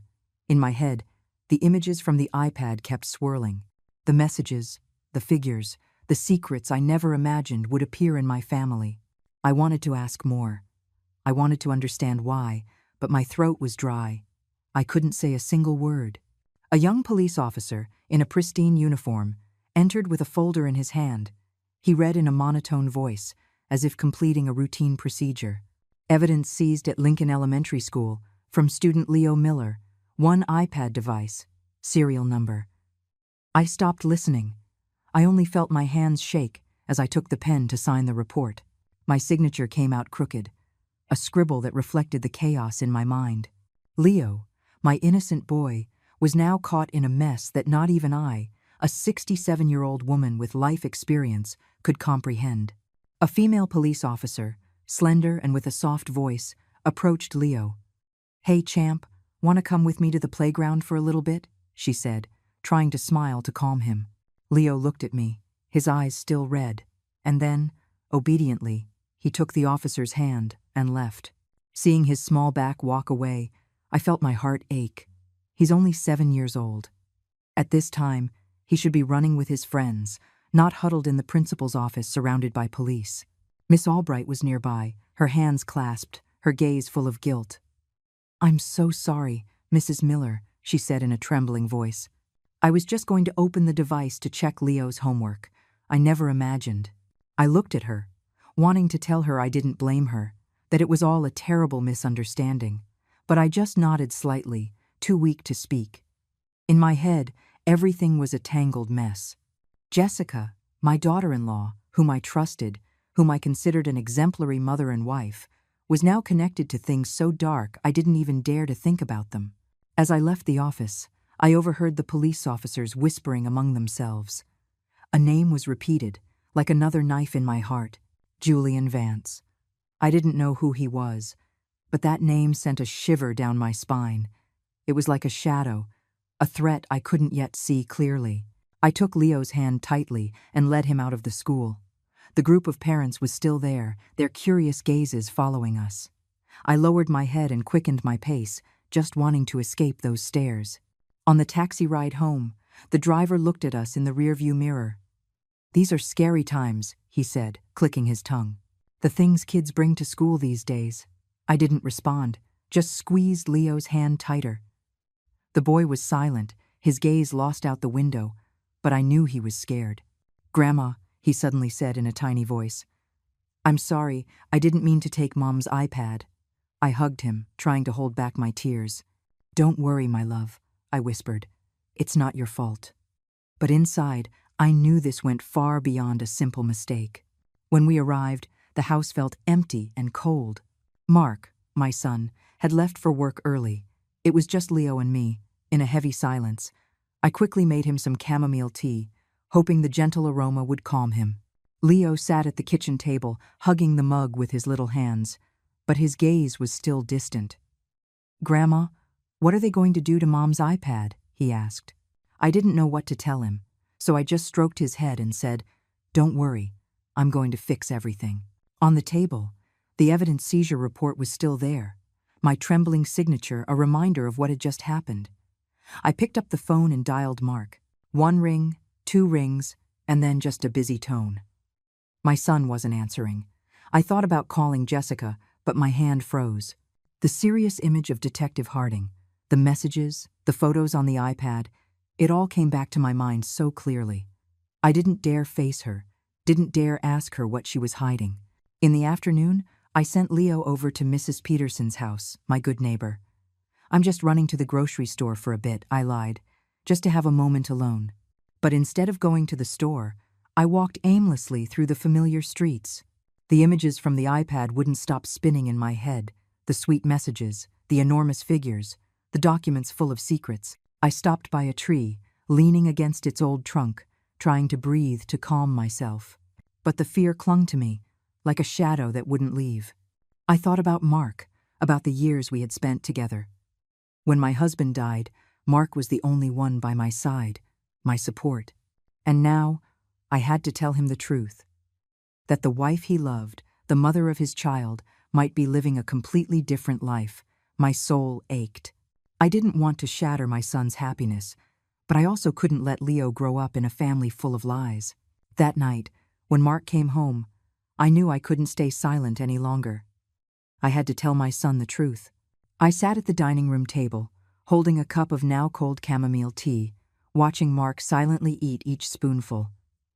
Leo had already eaten and was playing with his toy cars in a corner of the living room. Jessica was still there, playing her part as the perfect wife and mother. She cleared the table, smiled sweetly, chatted with Leo about his homework, as if nothing had happened. Seeing her, I couldn't help but shiver.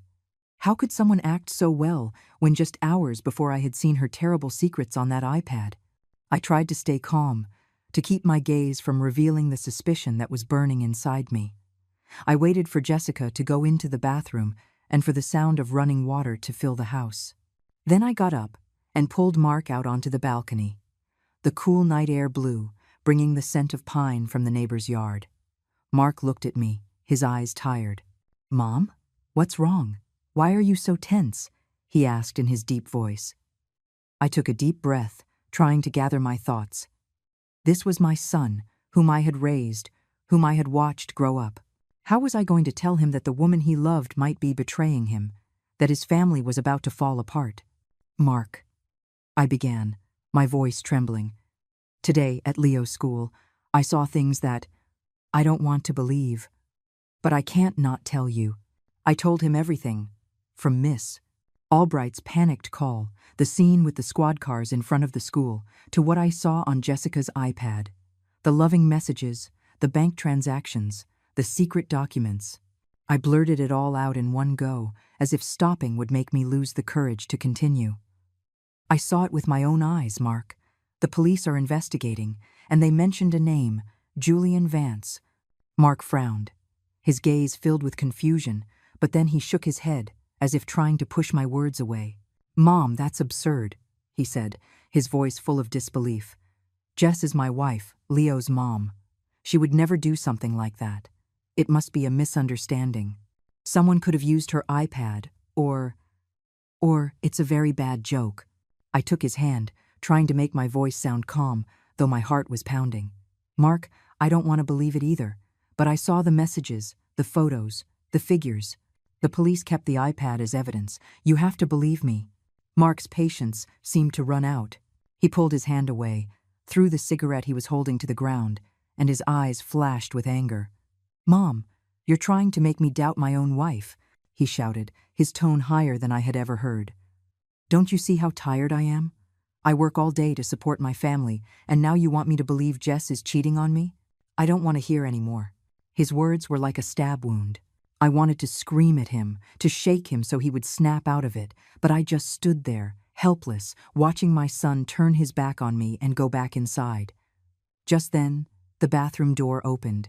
Jessica came out, her hair still damp, and a towel over her shoulders. She looked at Mark and me, with an expression of surprise. "What's wrong, honey?" she asked in her soft voice. But I noticed a flash of tension in her. Mark turned to his wife, and his gaze softened instantly, as if all his doubts had vanished in a second. "Nothing, sweetie," he said, his voice light. "My mom's just worrying too much. I'll always trust you." Jessica smiled, a perfect smile, but I caught a fleeting moment of panic in her eyes before she covered it with her false sweetness.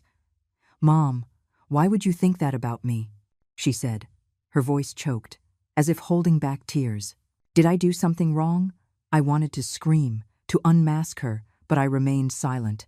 Her words were part of a play, and I knew I couldn't win against her in that game, not now. Dinner that night was as heavy as lead.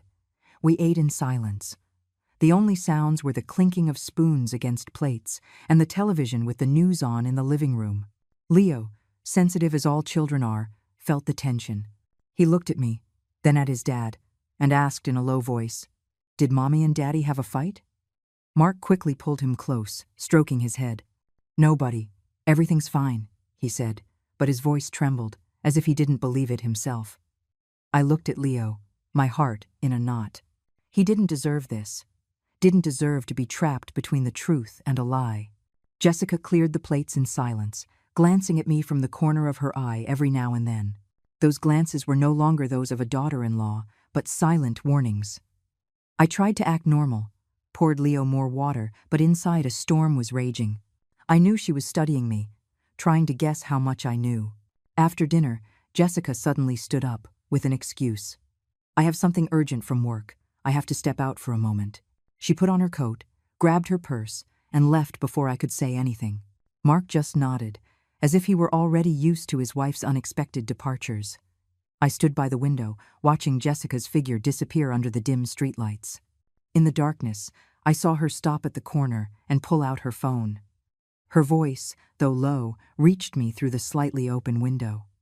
"Julian," she whispered, in a tone full of anguish. I stood there paralyzed, my heart racing. That name again, like a ghost, confirming that what I saw on the iPad was no mistake. That night, when Leo was already asleep, I sat alone in the kitchen, under the dim light that illuminated my face. The fear still clung to me, but mixed with it was a fierce determination. I couldn't let my family fall apart. I couldn't let Leo grow up in a world of lies. I knew I had to do something, even if it meant facing the most painful truth. The next morning, while I was hanging laundry in the yard, the phone vibrated in the pocket of my apron, breaking the silence. I wiped my hands, feeling my heart pound as I saw Detective Harding's number on the screen. "Mrs. Miller, we need you to come to the station immediately to give us more information," his serious, no-nonsense voice said. I nodded, though he couldn't see me, and replied, "I'll be right there." I ran into the house. I checked that Leo was playing with his puzzles in the living room. The boy looked up and gave me an innocent smile, but his eyes still held a hint of yesterday's confusion. "Where are you going, Grandma?" he asked in his little voice. I stroked his head, forcing a smile. "I'm just running an errand, my love. Be good." "I'm going to ask Mrs. Peterson to watch you." Leo nodded, but I know he sensed my unease. I went to Mrs. Peterson's house, the neighbor who has been with my family for so many years. She was watering her potted plants in the yard, her gray hair peeking out from under a straw hat. "Rosa, can you watch Leo for a little while, please?" I asked, trying to keep my calm. Mrs. Peterson looked at me, her eyes full of concern. "Grace, something's not right, is it? I've seen you so tense since yesterday." I shook my head. I didn't want to drag her into this dangerous mess. "It's just my own things. Don't worry. Mrs. Peterson nodded, but I know she didn't believe me. The police station was a noisy, busy place, with a thick air that smelled of sweat and paper. A young officer led me down a long hallway, the echo of my shoes resounding on the cold linoleum floor. They took me to a small conference room, with tinted windows that hid the curious gazes from outside. Inside, Detective Harding was standing, arms crossed, with the same serious look as yesterday. Sitting next to him was a middle-aged woman, intelligent-looking, dressed in a dark blue pantsuit. She stood up and shook my hand with firmness and confidence. "I'm District Attorney Evelyn Reed," she introduced herself, her voice clear and decisive. "I'll be handling this case." D.A. Reed slid a thick folder toward me, filled with printed sheets of letters, numbers, and images. "This is what we extracted from your daughter-in-law's iPad," she said, pointing to a highlighted name on the first page. "Julian Vance. He is the director of a large pharmaceutical corporation. But he is also the prime suspect in a case we've been following for a long time." I turned the pages, feeling my heart beat faster as I saw the figures from the bank transactions. Millions of dollars moving between domestic and foreign accounts. Emails exchanged in a dry, professional language, but hiding something murky that I couldn't quite understand.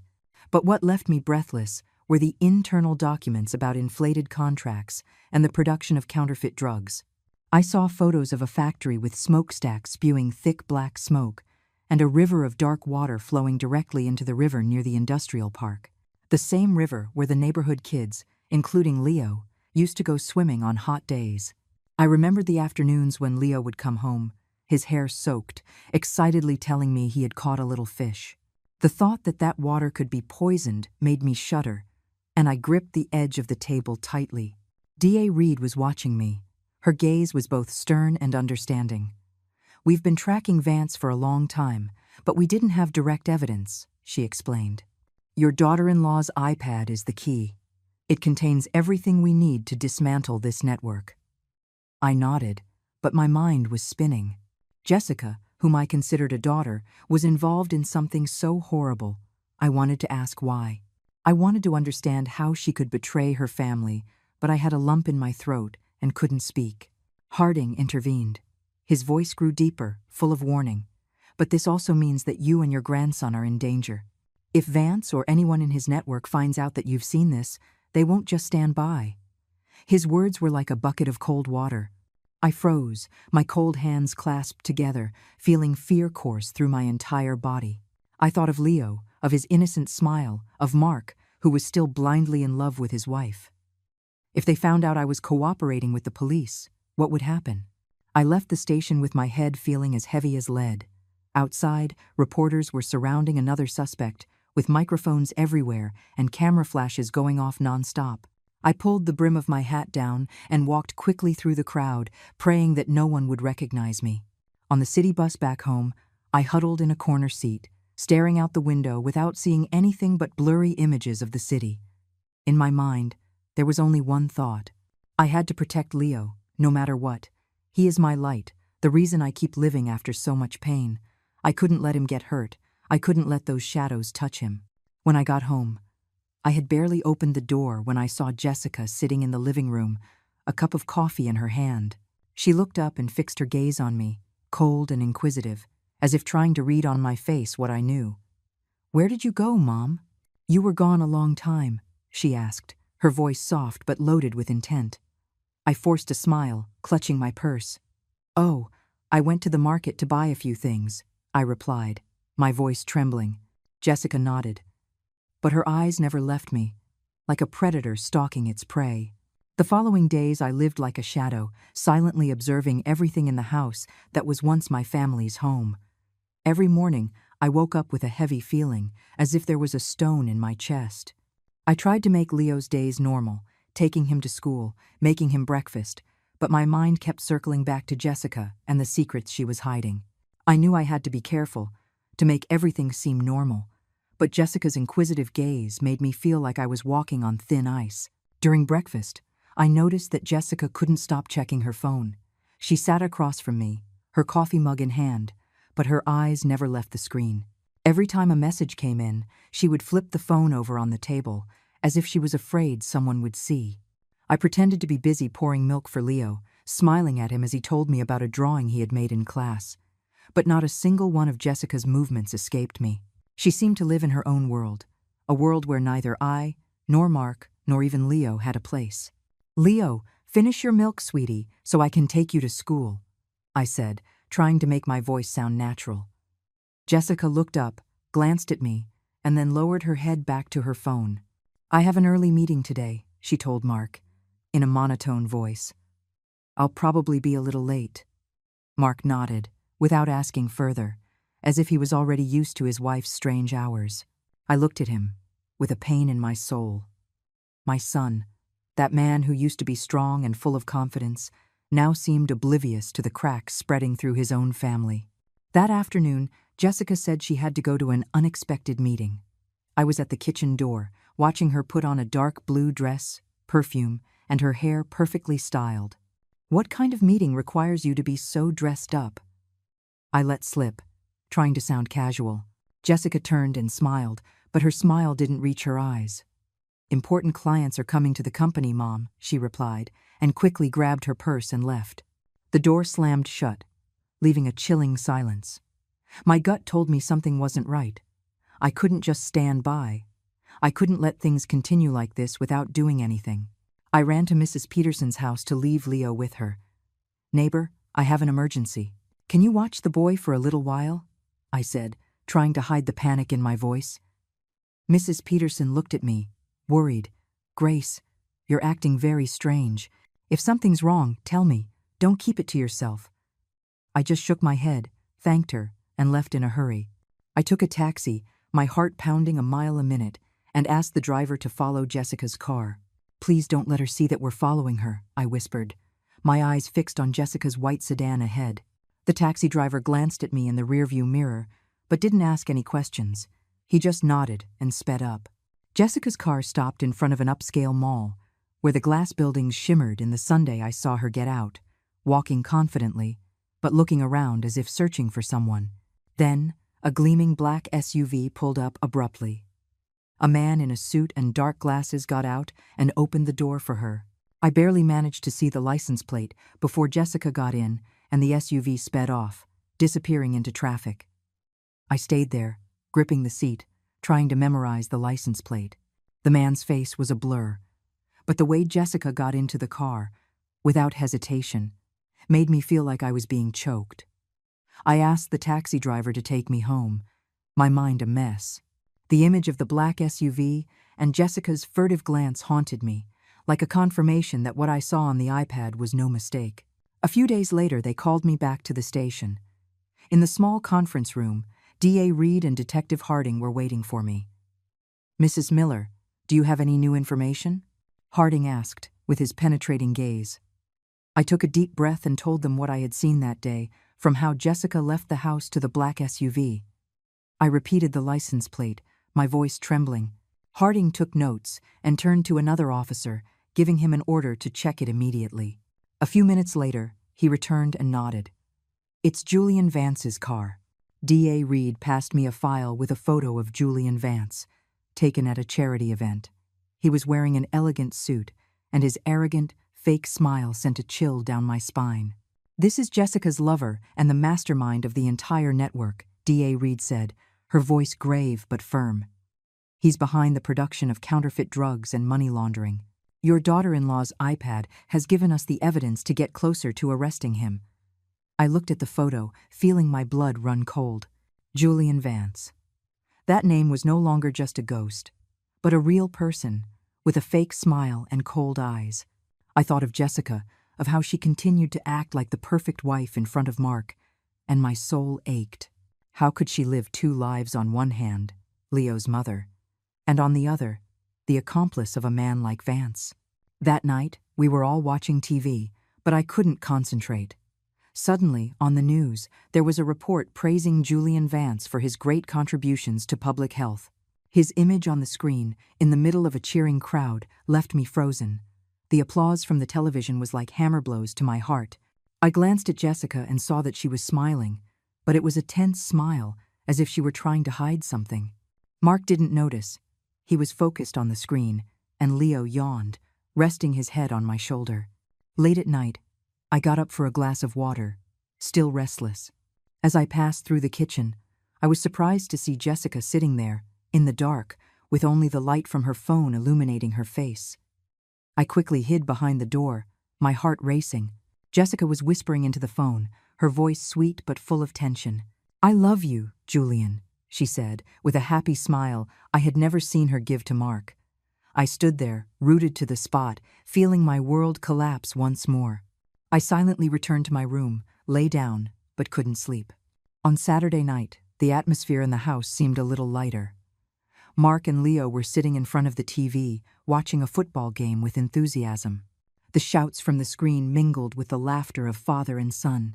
I was in the kitchen, cutting fruit, trying to immerse myself in that rare moment of peace. But deep down, I knew it was all a facade. The fear and suspicion were still there, like a shadow that never left.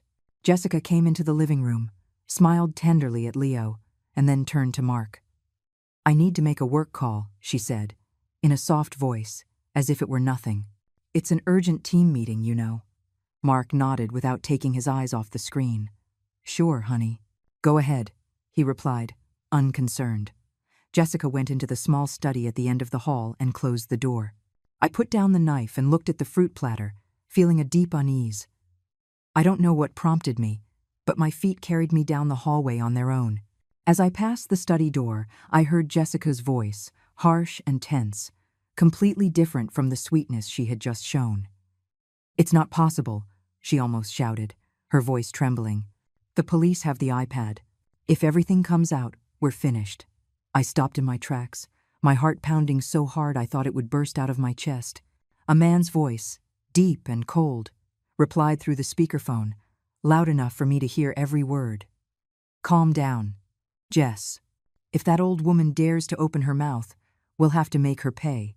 Do you understand?" I stood frozen, my feet glued to the floor. That old woman. I knew he meant me. The threat was like a sharp knife that plunged into my heart, making me feel that the danger was no longer a distant worry, but a reality closing in. Inside, Jessica was silent for a moment, and then she replied in a low but determined voice. "I know. I'll take care of it."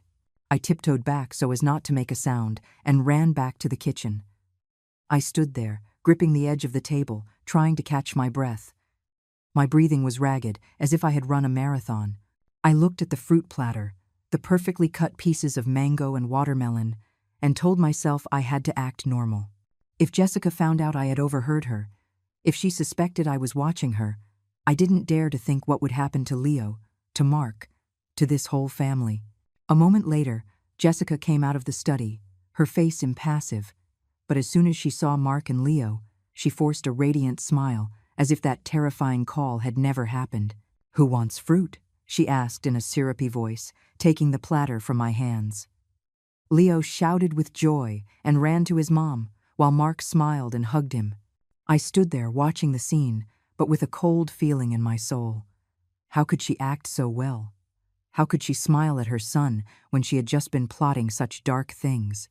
That night, the atmosphere in the house became more tense than ever. Leo accidentally spilled a glass of milk on the table, something insignificant that at any other time no one would have noticed. But Jessica exploded, her eyes flashing with fury. "It's all your fault," she shouted at him, her voice sharp. "All the problems are because of you." Leo stood there stunned, his round little eyes filled with fear, on the verge of tears. I understood immediately that she was referring to Leo taking the iPad to school, but her words were too cruel for a 7-year-old.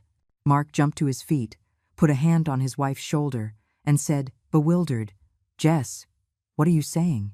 He's just a kid." Jessica forced a smile, but it was a grimace that couldn't hide her tension. "Sorry," she said, softening her voice. "I'm just really tired today. Don't mind me." She bent down to clean up the spilled milk, but shot me a look from the corner of her eye, like a silent warning. I hugged Leo, who was sobbing with his face buried in my shoulder. "It's not your fault, my love," I whispered, stroking his back. "Grandma is here. I will always protect you." But inside, I knew I was facing a danger much greater than I had imagined. I couldn't sleep all night. The threat from that man's voice, surely Julian Vance, echoed in my ears. If that old woman dares to open her mouth. I lay there, the pale moonlight streaming through the window, illuminating the family photo hanging on the wall. It was from Leo's birthday last year, when we were all laughing happily. Now, Jessica's smile in that photo sent shivers down my spine. I thought of Leo, of Mark, and I wondered if I would have the strength to face what was coming. The next morning, I decided I couldn't wait any longer. I once again left Leo with Mrs. Peterson, telling her I was going to the market, but in reality, I went straight to the station. In the small conference room, DA Evelyn Reed was waiting for me, her gaze sharp but understanding. I told her the entire conversation I had overheard.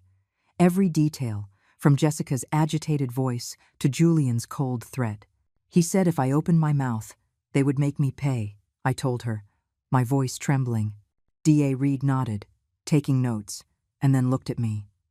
"This information is very important, Mrs. Miller," she said in a firm voice. "It proves that Jessica is directly involved with Julian in covering up the crime. We are going to intensify surveillance on her." I left the station feeling a little lighter for having shared the burden, but the fear didn't leave me. On the way back, as the bus passed a familiar corner, I caught a glimpse of the black SUV I had seen at the mall. It was parked silently in the shade of a tree, and its headlights flashed once, like a warning. I shivered and clutched the handkerchief I carried in my purse. The danger was no longer a distant worry. It was right in front of me, closer than ever. After that meeting at the station, I returned home with my heart in a knot.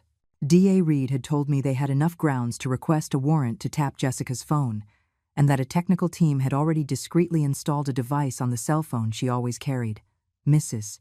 Miller, you must act completely natural," the DA warned me with her serious gaze. "Under no circumstances can you let her suspect anything. If she finds out you're cooperating with us, everything will become much more dangerous." I nodded, but inside, a storm of fear and determination was raging. I couldn't let Leo, my only light, be pulled into this vortex. The following days, I lived like an actress, trying to maintain my composure in front of Jessica. Every morning, I continued to make coffee, prepare breakfast for Leo, laughing with him as if nothing were wrong. But every time I looked at Jessica, I had to suppress the anger and pain that burned inside me. She continued to play her role as the perfect wife, hugging Leo, asking Mark about his work, but her eyes always passed over me, scrutinizing, as if searching for a crack in the facade of normality I had built. One afternoon, my phone vibrated. It was Detective Harding. "Mrs. Miller, we need you to come to the station immediately," he said with an urgent voice. I quickly left Leo with Mrs. Peterson. I lied, saying I was going to the market, and took a taxi to the station. In the small conference room, it was just Harding, DA Reed, and me.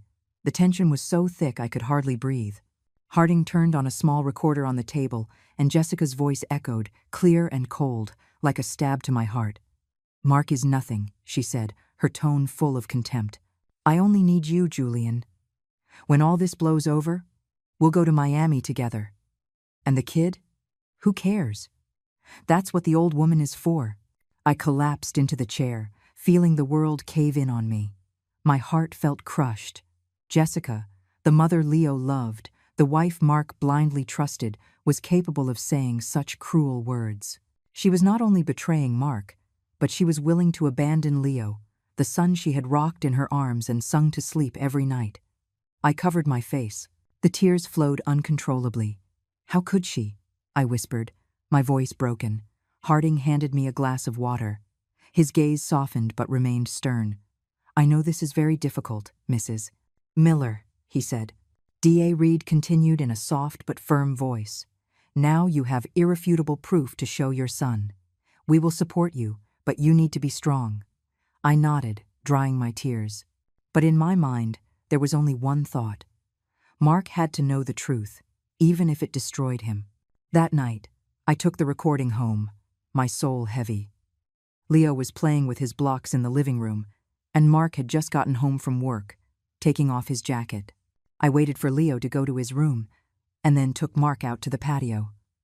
The night wind was blowing, bringing the coolness of autumn. "Mark, I need you to listen to this," I said in a trembling voice, handing him the small recorder Harding had given me. Mark looked at me, his eyes full of doubt. Again with this, Mom? I already told you I don't want to hear any more nonsense stories about Jess. I took a deep breath, trying to stay calm.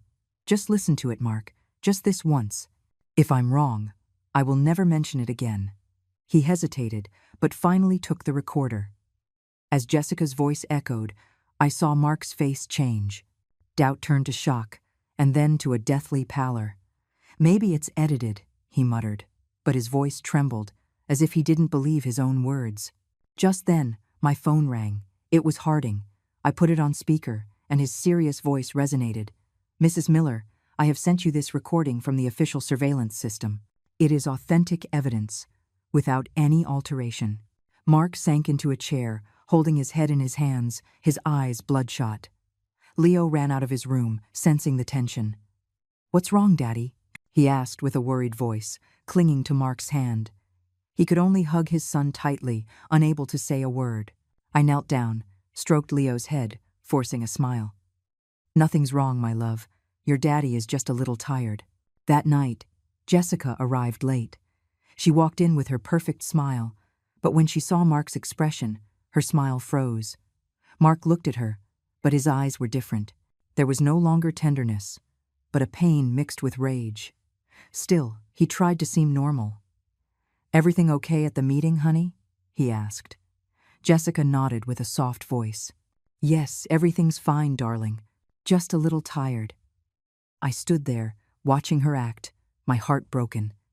She didn't know that Mark had heard the recording. She didn't know that her curtain of lies was about to fall. The air in the house felt dense, heavy. Leo, sensing the tension, quietly went to his room to play alone with his teddy bear. I looked at him, a lump in my throat. He didn't deserve this, didn't deserve to be trapped between the truth and a lie. I wanted to hug him, tell him everything would be okay, but I knew I couldn't promise him anything at that moment. A few days later, D.A. Reed came to the house unannounced. She was wearing a long coat, and her gaze was serious.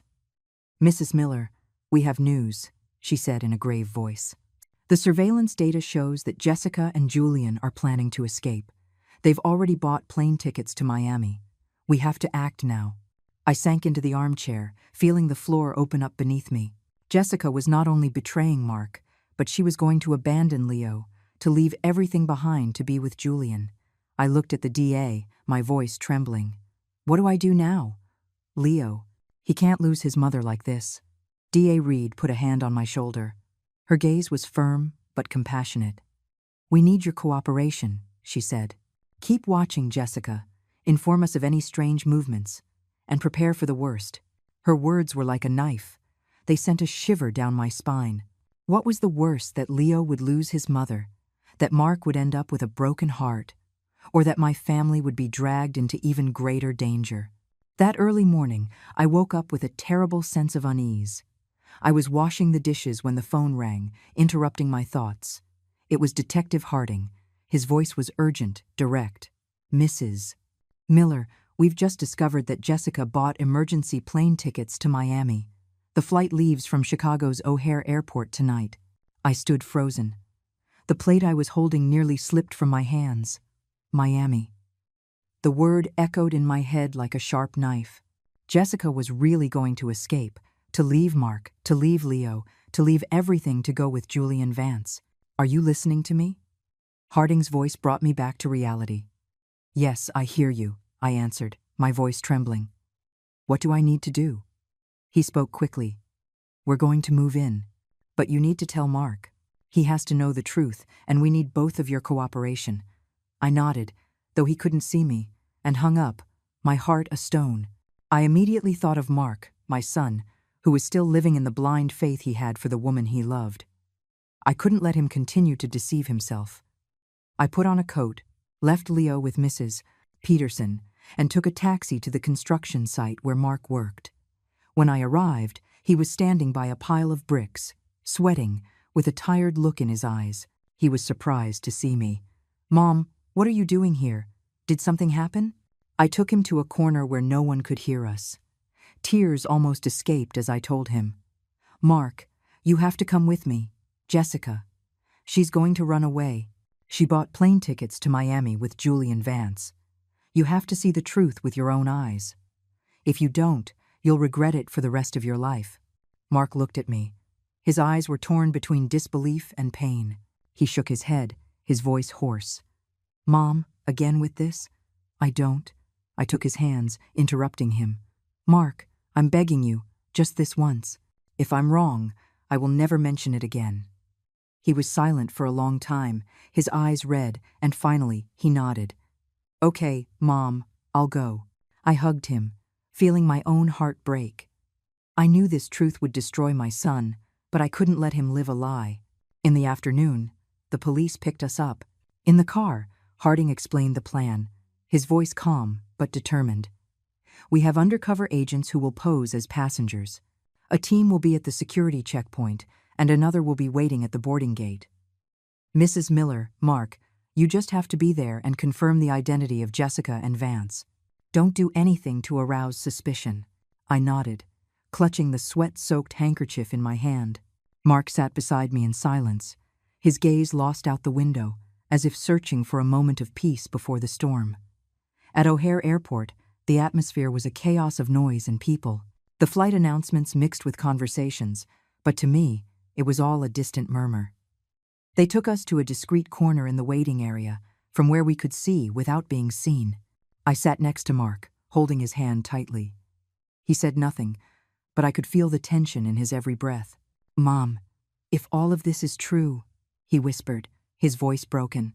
I squeezed his hand, not daring to answer, only whispering back, "I'm here, Mark, we'll get through this." At the designated time, I saw Jessica appear.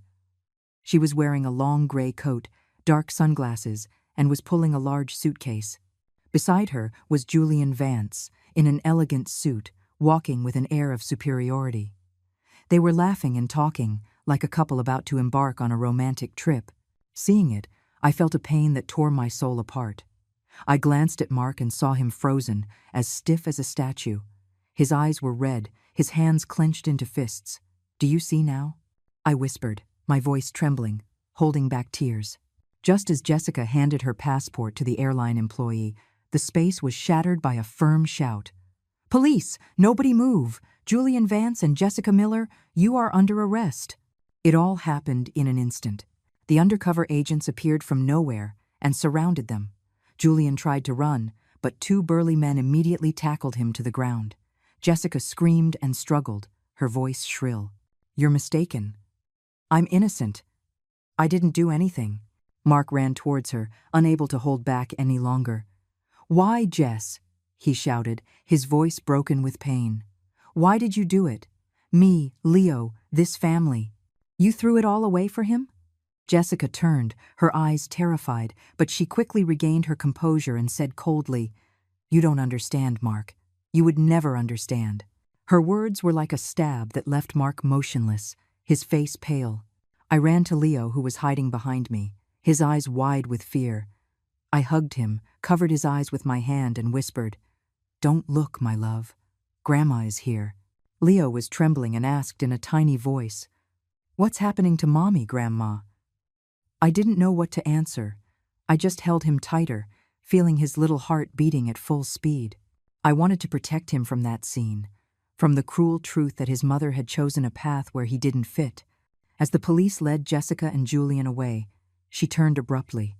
Her gaze locked onto mine, cold and full of hatred, as if I were the one to blame for destroying everything.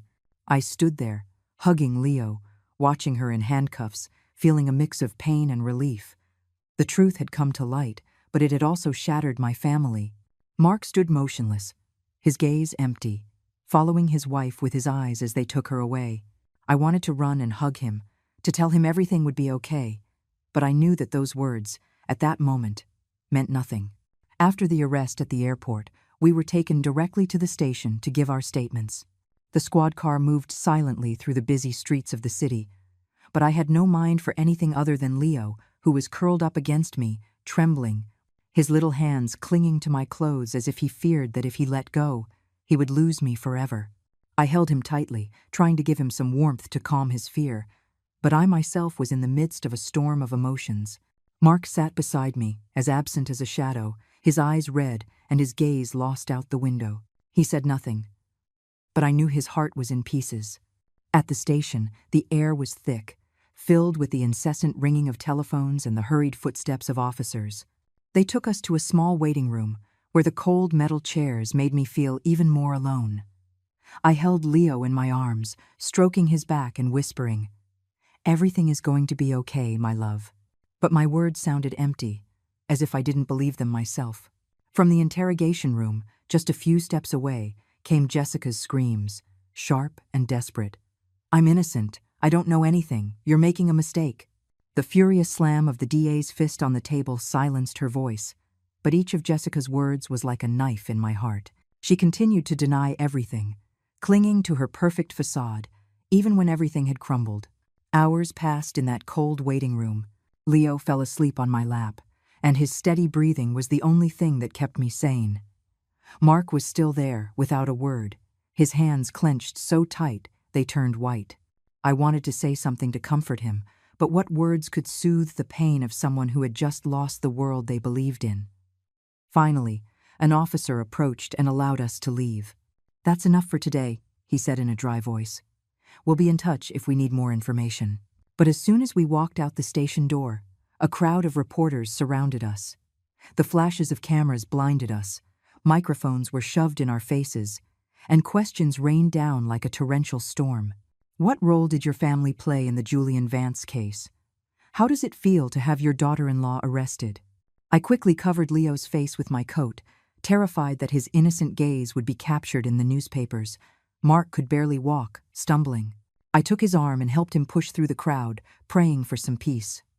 "We're not answering. Please, let us through," I shouted, my voice broken with exhaustion and anger. When we got home, Mrs. Peterson was waiting at the door, her gray hair disheveled and her eyes full of anguish. "Oh, Grace, I saw the news," she said in a trembling voice. "How could all this have happened?" I just shook my head, unable to speak.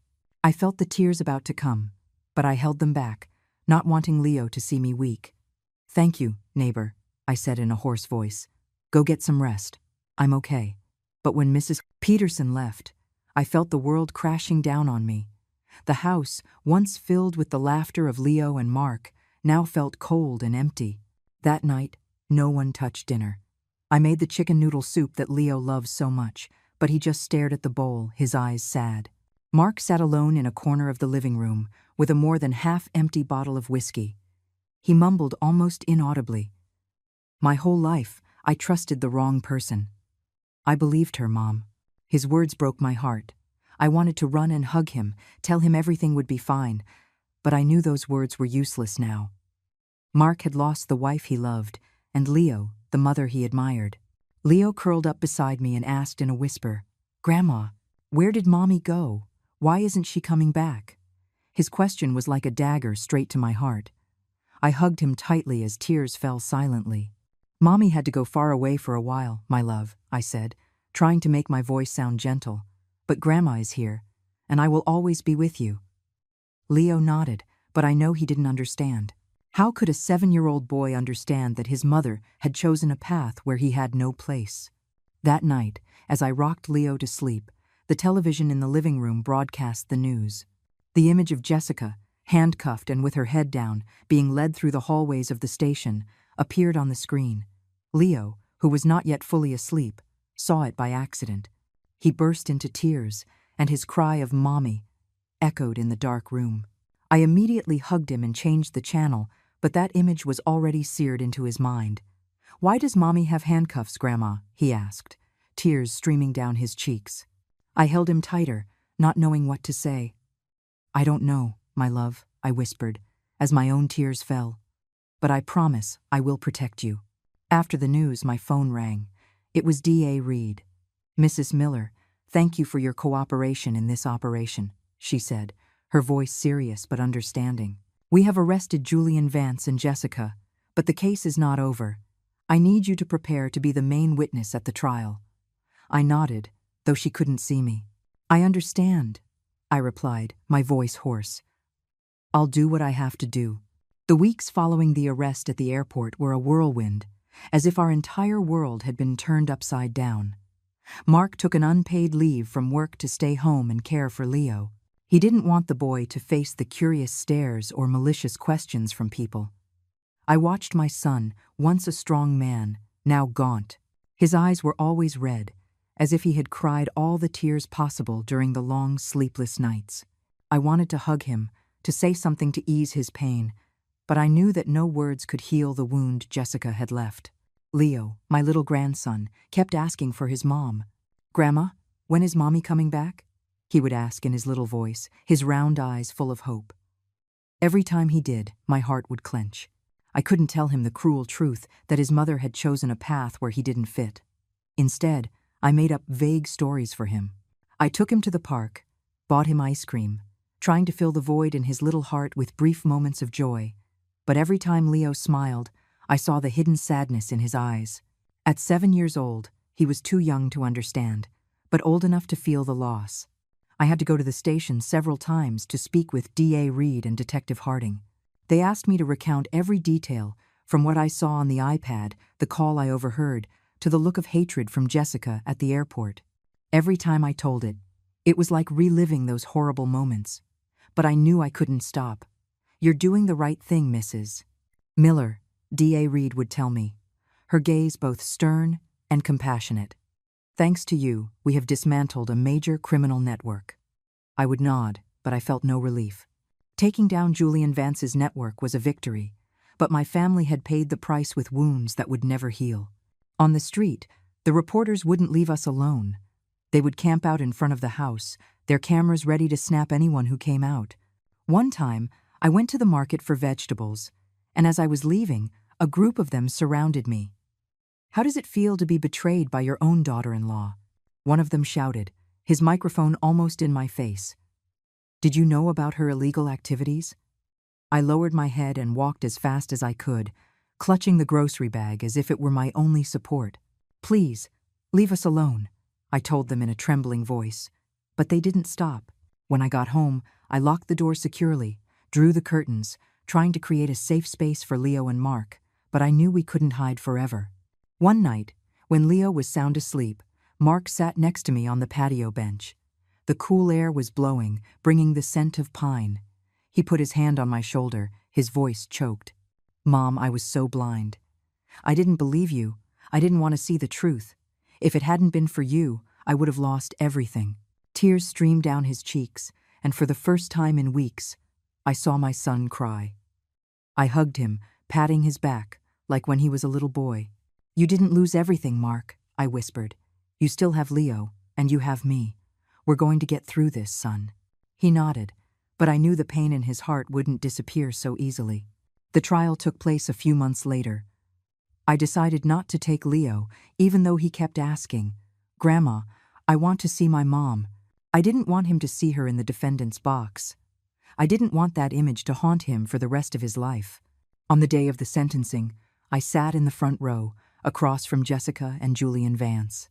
Jessica was convicted of complicity and money laundering, while Julian received the maximum sentence for leading the counterfeit drug and environmental pollution network.